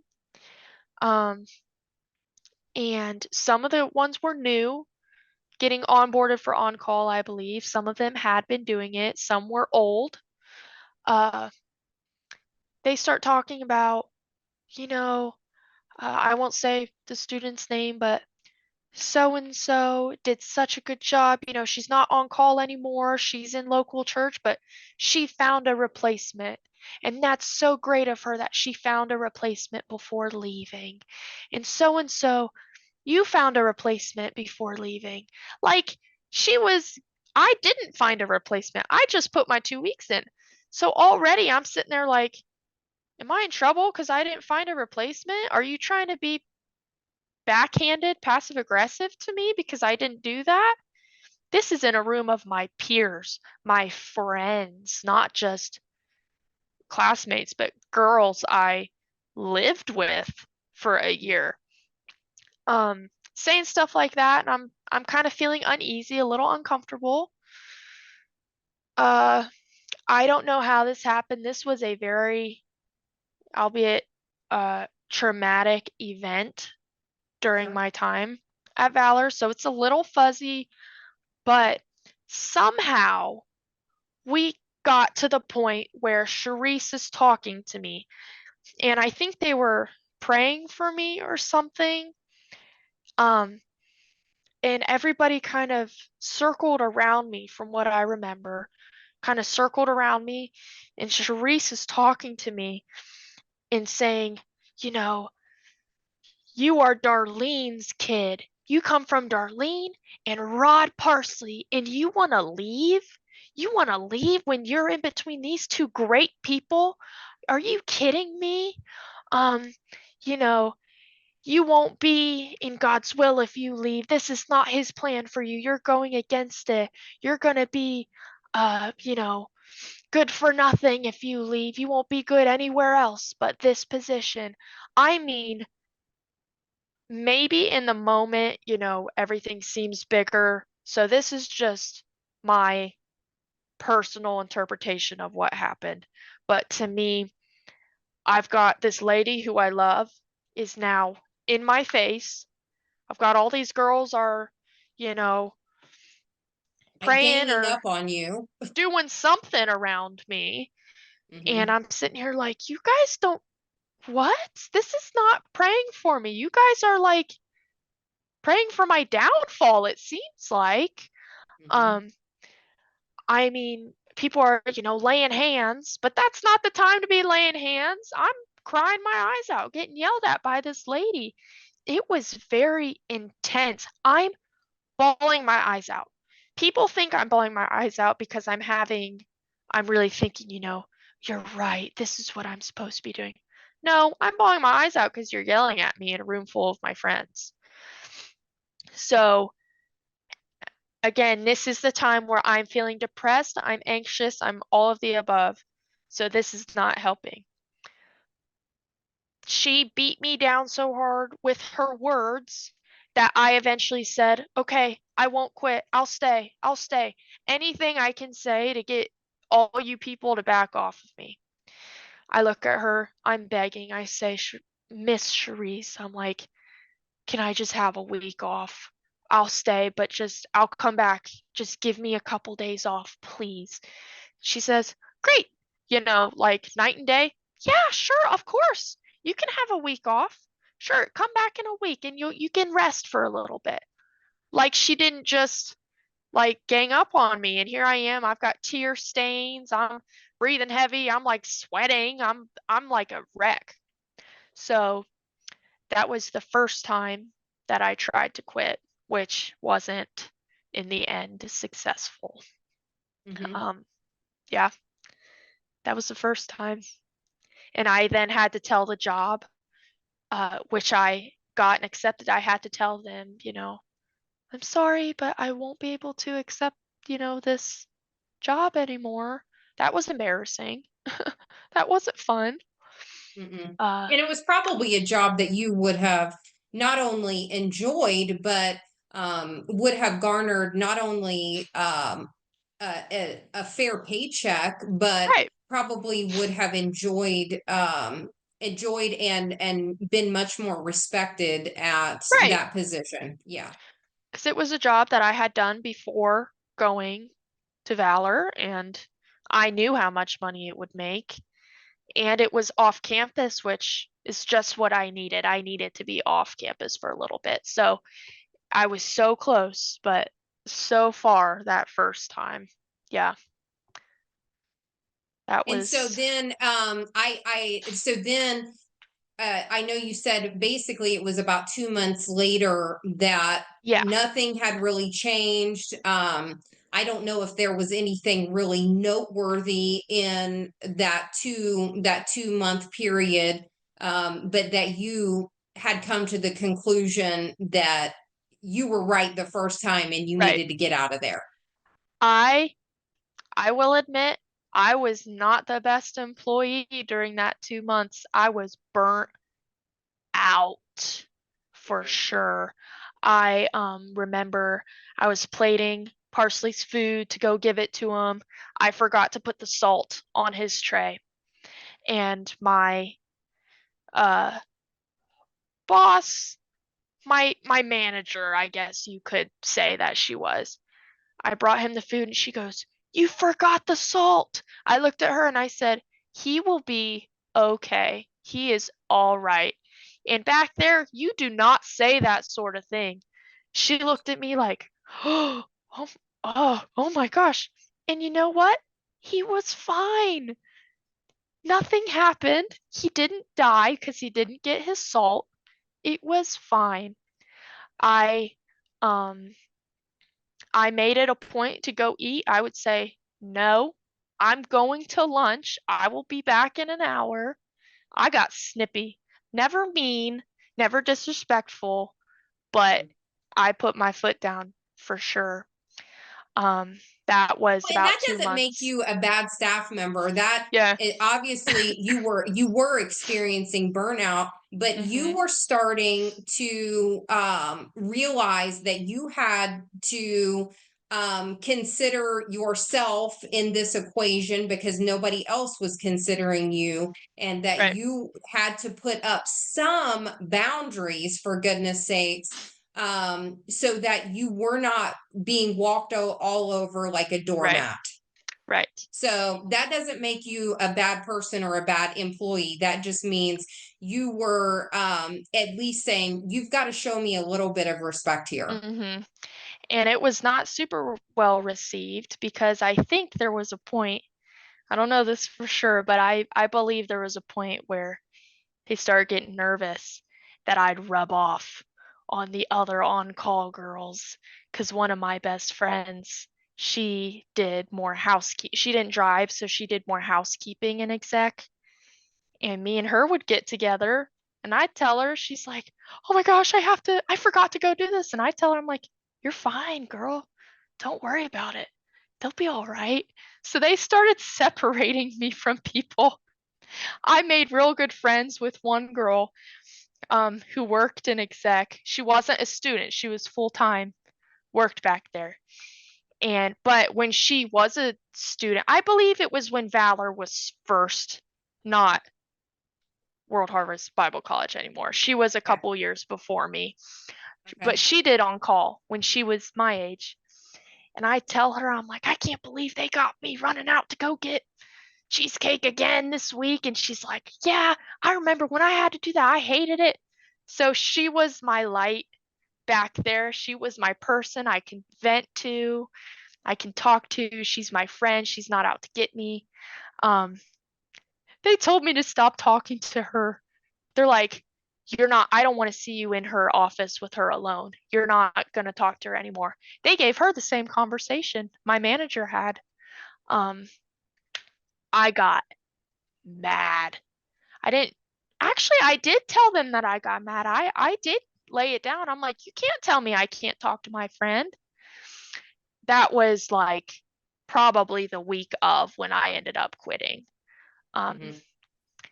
when I did end up quitting, I reached out to the job that I applied to before and I said, "Hey, I'm so sorry that that had happened."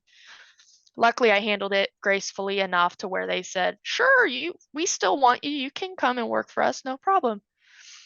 I got that squared away. I'm texted Charisse. I said, "I have to talk to you right now." This was when she was still in the Valor office. Hmm. I marched up there. I sat down. I shut that door and I sat down and I said, "I can't do this. I'm putting my 2 weeks in." And I didn't want to do 2 weeks. I wanted to be done. But I was trying to be respectful and do 2 weeks like you normally do. I think she was trying to uh, hurt me or trying to be malicious because she goes, "No, no 2 weeks. You can just be done right now." And that would have royally screwed me over if I had not had that other job already set up. Hmm. Um, so that I perceived that as malicious. But she goes, "You can be done right now." I looked at her and I smiled. I said, "Okay, sounds good." And I marched out of there. That was, I think I caught her off guard. She kind of looked at me with like a kind of, I don't know, a shocked expression, like Yeah, she like wasn't expect. disbelief. Yeah. Right. Um, because I was fine. I already had that job. Um, and that job carried me through, I think, like 3 months, whenever May was the end of whenever graduation. I think I left the week after graduation. That carried me through. You I, didn't graduate, correct? right. That Okay. was graduation for the previous class. That was the end of year one of Okay. two. So I Okay. only did 1 year. But during that time when I was working um, in New Albany, I didn't see people very often because I was off campus doing online classes still at that point. So I really didn't see anybody. I wanted off campus as much as possible because Charisse stopped talking to me. Uh, any of my coworkers, just I definitely got the cold shoulder, and that hurt considering how much time and effort I put into So them. they like all disconnected from you, basically. Right. Not that they were super, interested in me before, but after that, it was total nothing. And uh, at that point, at this point, I wasn't going to chapel services anymore. I wasn't going to services, period, anymore. I was really just living there at that point because I had lost respect for Rod, for Ashton, and I couldn't bear to sit in service knowing what I knew.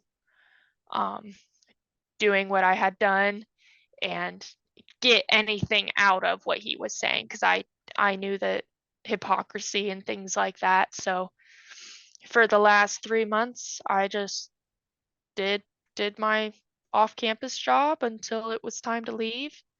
I could have left before that. Technically, I guess I could have gone home, but I was trying to, use my meal plan, stuff like that, wrap some loose ends up. And did anyone harass you after you left? I mean, other than Oh, I know you said they did, like people were disconnecting from you and kind of giving you the cold shoulder, but did anyone harass you after you left? um, when I came home, I live in Ohio, so I wasn't terribly far away from Columbus. Um, I would get messages sometimes. I wouldn't say I was never stalked. I was never like anything super serious cause for concern, but I had people tell me, you need to come back up here. You need to come back to Valor. You need to finish your degree. If you don't come back up here, I'm going to have to go down there and get you and bring you back. I had students saying, this was students, this wasn't staff, but yeah, Hmm. my peers were definitely on me. I didn't get complete peace for maybe about a year. And there's one person who still continues to reach out to me. Um, though I would like to say from a good heart, they continue to reach out, but I'm just kind of like, I don't want anything to do. I'm not coming back. If this is just a ploy to get me back, I'm not doing it. And this Hmm. is a couple years after that. Hmm. And is this person still connected there or They are they're still there. Yes. I wondered that myself yesterday, and they are still there. The class that I was with, um, since they added the bachelor's degree, uh, every the majority, from what I can see from social media, the majority of everyone I went to school with is still there right now. Mhm. Hmm. Yeah. Wow. Wow. And I have just a couple of things before I kind of ask you, I start and end kind of the same as far as Hmm. where things are for you now and how you've healed and moved forward. But I have two questions. Hmm. Um, and the first question I have, just because when you said it to me the first time, it kind of was a little alarming, but then after finding out other things, it's more alarming. Hmm. In our first conversation, you mentioned that during that time that you had given your notice the first time and you were in the conference room and the girls were surrounding you and Charisse was like berating you, Hmm. and you were kind of being verbally attacked, in when they were supposed to be praying for you. um, you said two things specifically, and the one thing that you said was, um, um, do and I think these were questions that were going through your head as you were in the middle of this circle, but I want you to clarify. You said two things. You said, do I lose my Christianity if I quit? Hmm. And you said, will I get in a car wreck and go to hell if I quit?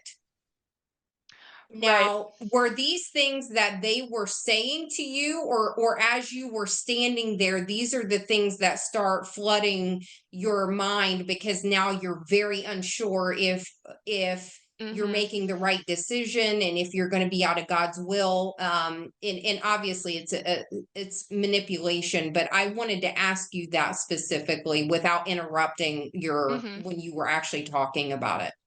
Yeah.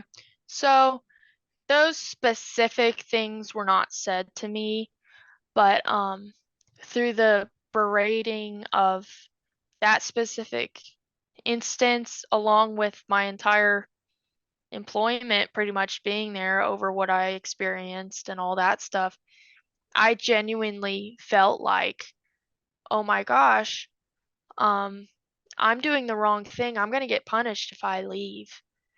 Like something's Punished gonna by God. happen. Right. Like Okay. they made it seem like I'm I'm done. I'm toast for sure. And that's just how mentally uh burnt out I was.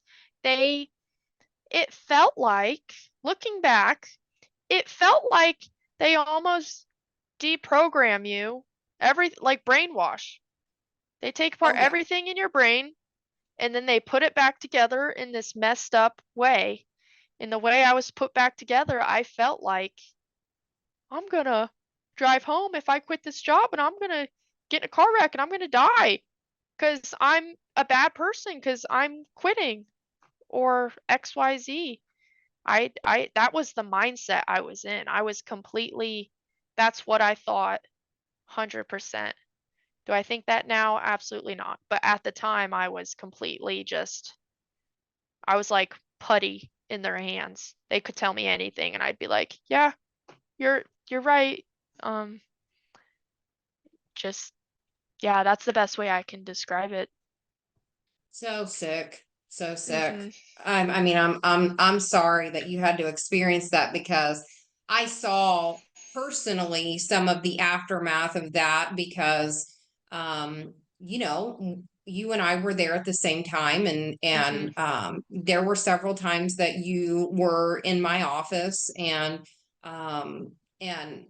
having conversations and praying and I know that there were you didn't want to go into a lot of detail, but could definitely see and feel the turmoil that you were in. And there were other people Mhm. coming to me saying, you need to check on her. You need to pray for her. Is if there's anything that can be done, you know, that sort of Mhm. thing. And I I remember them telling me that you were quitting and right. then telling me actually she's not quitting, you know, because I'm the person that shut down everybody's access to their Right. keys and their emails and all of that.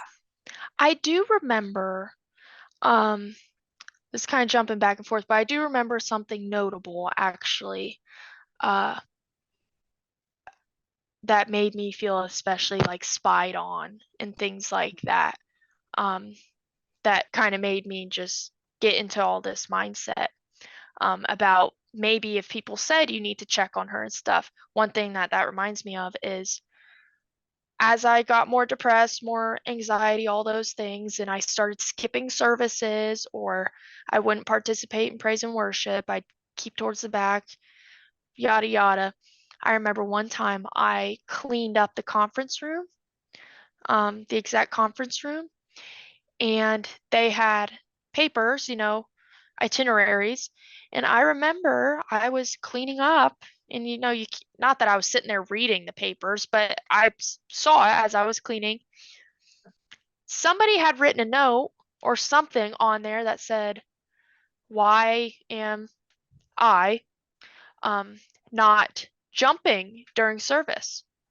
Why was I not praise and worshiping per usual during service?" And that was on a executive uh, Like agenda. itinerary Okay. agenda to talk about. Hmm. So it was apparent that I was different, I think. Why they thought that was important enough to mention during a meeting. I don't know who was in that meeting or anything like that, but why was that there? I don't know. But my point, people definitely could probably tell something was up for sure. Hmm. Yeah. Well, and it just it lends more credence to the fact that you know, some people, every move they make, every breath they take, you know, they're watching. Right. And then other people can do just about anything and nobody's paying attention, especially if your last name is Parsley. Right. um and you know, why? I guess I would be more concerned, they know that you're depressed and anxious and there are all these things going on. Nobody's reaching out and saying, "Hey, can we pray for you? How can we make this better?" Everybody is like, "Well, this is how the Parsleys are, so get over it." I mean, Right. and because I've even been told that, like, "Robin, that's never going to happen, that's never going to change, so Hmm. we're not even going to discuss it." Right. And it's very in a place where you would expect to be checked on and helped and things. Yeah. Um, to not get that in the one place where you think you could, Mhm. is very mentally tolling, damaging. Yeah. Well, and mentally, emotionally, spiritually, I mean, I think it does make you question, like, okay, is this how God really is? Or, Right. have I been wrong all this time? Because especially when you're so immersed in it, Mm-hmm. I wasn't completely immersed because I was much older. I was in my late 30s when I worked there. And I didn't go to church there. I didn't live on campus. I didn't go to college there. I just worked there and my kids went to the school. That's Mm-hmm. much different than literally your entire life being controlled by this place and these people. Mm-hmm. It's much different. So there's one other thing that you mentioned that I thought was noteworthy. Was I don't know if you realized it while you were there, but maybe towards the end you started realizing of you started comparing the status and state of the dorms compared to Rod Parsley's quarters within the church, and may have even taken some pictures Mm-hmm. to show how the living differences of how the students were expected to live in dorms that um, were built in the 90s and have never been renovated compared Mm-hmm. to Rod Parsley's very lush quarters inside of the church. Yes. Um, the quarters, really all of exec pretty much area, uh, taxidermy, stained glass windows, hardwood floors, gadgets. I mean, it was gorgeous. I'm not gonna lie, if my house Oh, it looked is. like I was that. back there. I can tell you. I mean, it's shocking that this is somebody's, just little Right, place they hang out when they're at the right. church building. Like it's nicer than most people's homes. Homes. Yes. Yeah. This Yeah. is like not size mansion, but like just quality, like a mansion. It is five-star five-star hotel. It's Hmm. gorgeous. Taxidermy is not cheap. He has like a 7-foot taxidermy alligator in the middle of the floor and a giant buffalo head above his bed. I mean, antiques, crazy. Um, but that's only his areas. That's not the sanctuary, that's not the classrooms, anywhere, just his hangout spots. The dorms, the girls' dorms were in a little nicer shape than the boys' dorms. I know that because uh, we would have to clean the dorms, like scrub the floors and stuff, all as like a community. All the girls would clean the girls' dorms like once a semester. One time, the girls got done with their dorms early, so they sent all of the girls to go clean the boys' dorms because the boys didn't know how to clean. I mean, they're boys, whatever. But that's made me feel like, is that all I'm good for as a woman? You're gonna make us go clean the boys' dorms? Not their rooms, but like the common areas. Um, Sure. anyways, the dorms were awful. People would not fight, but they would try and snag a good room because none of the rooms, it was not cookie cutter. Some rooms were slightly larger. They all had different furniture. People would be like, "Oh my gosh, your room got the nice dresser. I got the crappy dresser." My freezer didn't work on in my fridge when I lived there. I couldn't freeze anything. It was just a gamble. Whatever you ended up with was what you ended up with. The yellow bathroom was nicer than the pink bathroom because it had newly installed shower heads. No uniformity at all. Um, it was up to the students to take care of the dorms, which frustrated me considering how much money I was paying to live in the dorms. They could have hired an entire team to come in and clean the bathrooms. Some girls would neglect their duties and the bathroom wouldn't get cleaned for 2 weeks.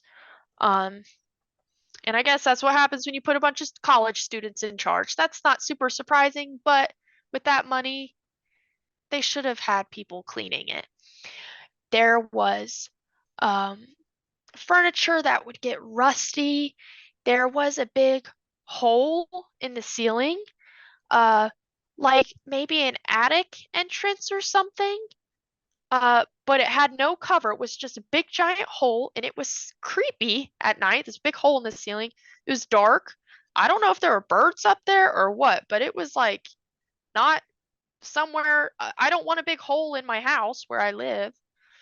Mm-hmm. Um, Big giant hairballs floating down the hallway. The vents were a big issue in the rooms. The vents would have like black all over them. I have a picture of that. I don't Like know if it black was mold or black dust or what? I mean, something. It okay, looked moldy. I can't say for certain, but okay. rusty. I know it was rusty. It had black junk all over it. The ones in the hallways were all gross. Just gross. Don't walk out of your room without shoes. Don't walk in your room without shoes, honestly. I had to clean my entire room before I moved in it because it was just gross. Um, and I know college dorms aren't anything fancy, it's college, but I deserve for the money I'm paying and being a human, I deserve a clean space. That's a basic human requirement. And we'd work to clean our own spaces, but there's only so much you can do when it's the actual building itself that's janky. Mhm. And that was especially, maybe some girls didn't care, but me being an exec every day, being in the quarters every day, seeing the stark contrast, that really bummed me out. It frustrated me. It didn't make me angry. It was just kind of like, really? Like, are you serious? Um, they've I don't they don't look like they've ever been updated. Not to No. mention, sometimes Ashton would roll by or she'd have somebody roll by with big old trash bags of her clothes and shoes. She'd drop them off on the porch and we'd drag them inside. These girls would go feral over Ashton's hand-me-downs. And some girls were really excited, like, it's so sweet of Ashton to be giving us her unwanted clothes and shoes. But I'm sitting in the corner. I know her better than they do, and I'm thinking, are we like a pound or something? You're dropping off your unwanteds to us. It just felt like we were dogs in a nasty old kennel and here's your here's your food. They'd give us food from leftover events and we get all Mhm. excited and it's like a muffin tin with one muffin in it. Like it wasn't the best. It was always just leftovers for us. Um and I just felt very dehumanized in a way. The living conditions, the fact that they're dropping off old stale leftovers and old, sorry, but like nasty shoes. They're not new shoes, they're used nasty stuff. Um, Mhm. the dorm life was just dehumanizing to put it the best way I can. Well, and maybe it's a God thing, or it's ironic that we would talk about that, because I actually have a recording I'm going to play. I wasn't sure when I would use this audio, but it's Ashton talking about um the congregants. She must have been in the pulpit, berating the congregation yet again, but talking about how, half the people in there were in Blair's boutique, and everybody is spoiled because they have a pair of shoes and a bed. And I'm thinking, spoiled? You're using the church credit card Right. to go to Louis Vuitton and stay at the Four Seasons, Oh, and the congregation is spoiled. I think you got that wrong, you're right. girlfriend. Meanwhile, you're living in the top 80% of the wealthiest people in America. No, Why? in the world. Because in the world, Yeah. because you have a bed, because you have a pillow, Yep. because you have more than one pair of shoes to Yep. choose from in your closet. Yep. And don't tell me that you don't, because I know most of you I've given my shoes to. Okay? There are 10 of you I can count right now that are wearing Blair's boutique, aka came out my closet for free. Okay? I mean, y'all are spoiled. Let me just be honest. Y'all are spoiled. So I don't take too well to hearing about complaining. Okay? Do we care about your feelings? Sure. But let me tell you who doesn't. When I was cleaning the ready room, which not a lot of people did that because they had a lot of valuables in there. Ashton, Rod's ready area was like just normal hair products. It wasn't anything crazy. You go deeper into the ready room, she has an entire closet on church property, not in the quarters, not in Rod's quarters, um, on church property in the, media area, a big closet. It's painted pink. It has artwork on the walls that it's not super big, but it's got artwork with little eyelashes and sparkles and mirrors. Um, Rows and racks of fancy clothes. She's got Louis Vuitton purses in there. She's got Gucci shoes, uh, designer brands just stuffed in this room. And I'm sitting here like, so you're saying she's so spoiled. She's got enough of this designer stuff to not even have stuff only at her house, but also just at the church. Mm-hmm. Well, that's a part of the tax write-off, though. Okay. Right. So one of the loopholes, and I know we're kind of going off, kind of going down a rabbit hole here, but one of the loopholes with the IRS, with a lot of this spending, is that if they take it on stage with them, if it's on church property, that they can write it all off. Mm. And so this is one of the reasons that these things occur, because I've been in Rod's quarters. Right. During one of the serve days, I volunteered to serve, and somehow I was given the job of scrubbing his the whirlpool bathtub in Yes. the bathroom. And it had like that surrounding area, but there were like horses and Right. figures all around. Okay. So I'm scrubbing the bathtub, and there are other people doing other things, and people are telling me how I have to clean it, so it's right for him. But when you walk out of that bathroom, his bedroom area is there to the left, but there on the right, there were racks of Louboutins, Yes. Rolex watches. I mean, the amount, everything was name brand, and I'm not talking like mediocre name brand. I'm talking thousands and Designer. thousands and thousands of dollars. And I Mm-hmm. was like, I tried not to read too much into it, but I'm thinking, wow, this is a lot going on in this little area, and there's Right. probably 10 to 20 women in his quarters cleaning different areas and dusting the library, and Yep. and only certain people could make the bed and clean, and I'm Mm-hmm. like, how is this serve day? How many people are going to be back in his quarters trying to see if he's got dust on top of his cabinets? Mm-hmm. I think it was like before an Easter service or Dominion camp meeting, that we were back there doing this, and I was just kind of flabbergasted by it, because I had never been that far into his quarters. Right.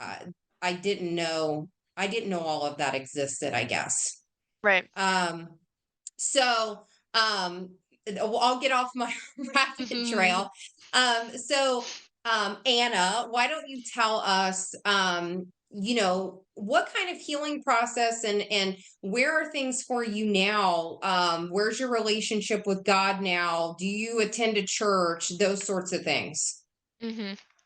So this entire experience has definitely changed the trajectory of my life. This is definitely something that I'm going to remember forever. So that means the healing process is long. Um, I am still not 100%, uh, you know, I just will never forget this whole experience. There are still things that I am still processing and stuff like that. But I I I do try and look at the good that I can take out of it. I've come out of this a much better critical thinker. I ask questions now that I didn't before, with everything in my life, multiple things in my life. Um, it's gonna be a long healing journey for sure, but I am much better than I was a month after leaving, a year after leaving. Uh, it gets better, um, And is day it by time? day. Is it therapy? Is it more time with God? I mean, and I'm asking these questions because I know that, just like every other guest that has been on the podcast, there are other Annas, right? There are other Mhm, people that may not have the exact experience, but they have a similar experience, and they may still be stuck, years later in that month after time frame. You know what I'm saying? mhm, And hearing how other people work through their processes can shed some light for other people, and really be a blessing to people that you may not even know. mhm. Um, if I'm being completely honest, the whole experience has really, rattled my, experience with God and things like that. So that's something that I'm still trying to navigate now. Um, I haven't found a church that I'm comfortable with yet. Um, but that's, you know, that's something that I'm still navigating and exploring and things like that. Therapy has been very important. There's nothing wrong with going to therapy by any means. Uh, I encourage it greatly, Me too. especially if you've been through an experience like this, even if it wasn't as extreme or intense. I still recommend it. Um, I have come out of this with a official PTSD diagnosis, which Oh, is sucky, but sometimes having that that diagnosis helps you with the next steps. So I get sometimes frustrated about that, but it does give you a square one to start with. So right now I'm just trying to enjoy myself, spend more time with family, with friends, things that I like to do because I didn't get to do that, or I felt like my time at World Harvest was very much, I like what they like, I do what they tell me to do, I wear what they tell me to wear, things like that. So the past however long it's been, couple years, that's been a big priority for me, is finding out, what do I like, what do I want to do, things like that. Just get connected back to myself, to me again, and making sure I'm healing in a healthy way, for sure. Absolutely. Well, and I think that's completely understandable. And, you know, God is much more loving and compassionate than Rod and some of these other people. And I would venture to say, I'm convinced that World Harvest is not a church; they're a cult. I And agree. yeah, and I think that's why people do have all of these struggles, because there is such a control factor, and maybe even more sinister things going on there than we've even discussed here. But it takes, there's a lot of things to process and accept when you leave these cults, to even realize what you've been through, and how it affects you moving forward, and what does life look like now, and how you view relationships, and trusting people, and trusting God, and you know, do you even want to go to church anymore? Do you want to be a Christian? Do you, I mean, there's so many things that go into that. um and you're right, the process can be very long. It's very different for every person. And I would just say, give yourself grace, and keep doing what you're doing now, where it sounds like you're really trying to get your priorities straight, and kind of move away from all of that brainwashing and programming that Right. went on there. And who knows how long it takes, Right. I do agree with the cult label. That is how I refer to my time there. Um, and I think a big part of the healing process for something like this is, it takes time to deprogram what you've learned and what they've told you there. It takes time to deprogram, and then it takes time to reprogram. So I'm definitely in the reprogramming phase, and I think that's very important to not neglect or skip over, for sure, I coming out of agree. this. I agree. I agree. Well, is there anything else that you wanted to mention or talk about that we didn't touch on? I think I've touched everything. Yeah, I All feel right. good. Well, I will say, I thank you so much for agreeing to come on the podcast. I think that your experience and insight is something that we haven't necessarily heard yet.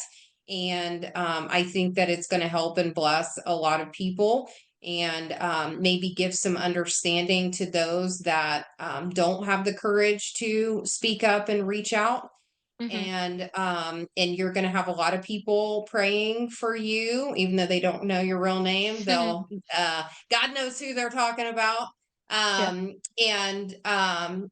I just want to encourage you, because I know you a little bit more personally than some people because of our time together there, but I'm so proud of you, and I think that you are on the right track, and I'm happy that that's the case for you, because I know that it could have ended up much differently. So I will say thank you everyone for tuning in and liking, subscribing, and sharing. And please stay tuned to a new episode next week. Have a good day.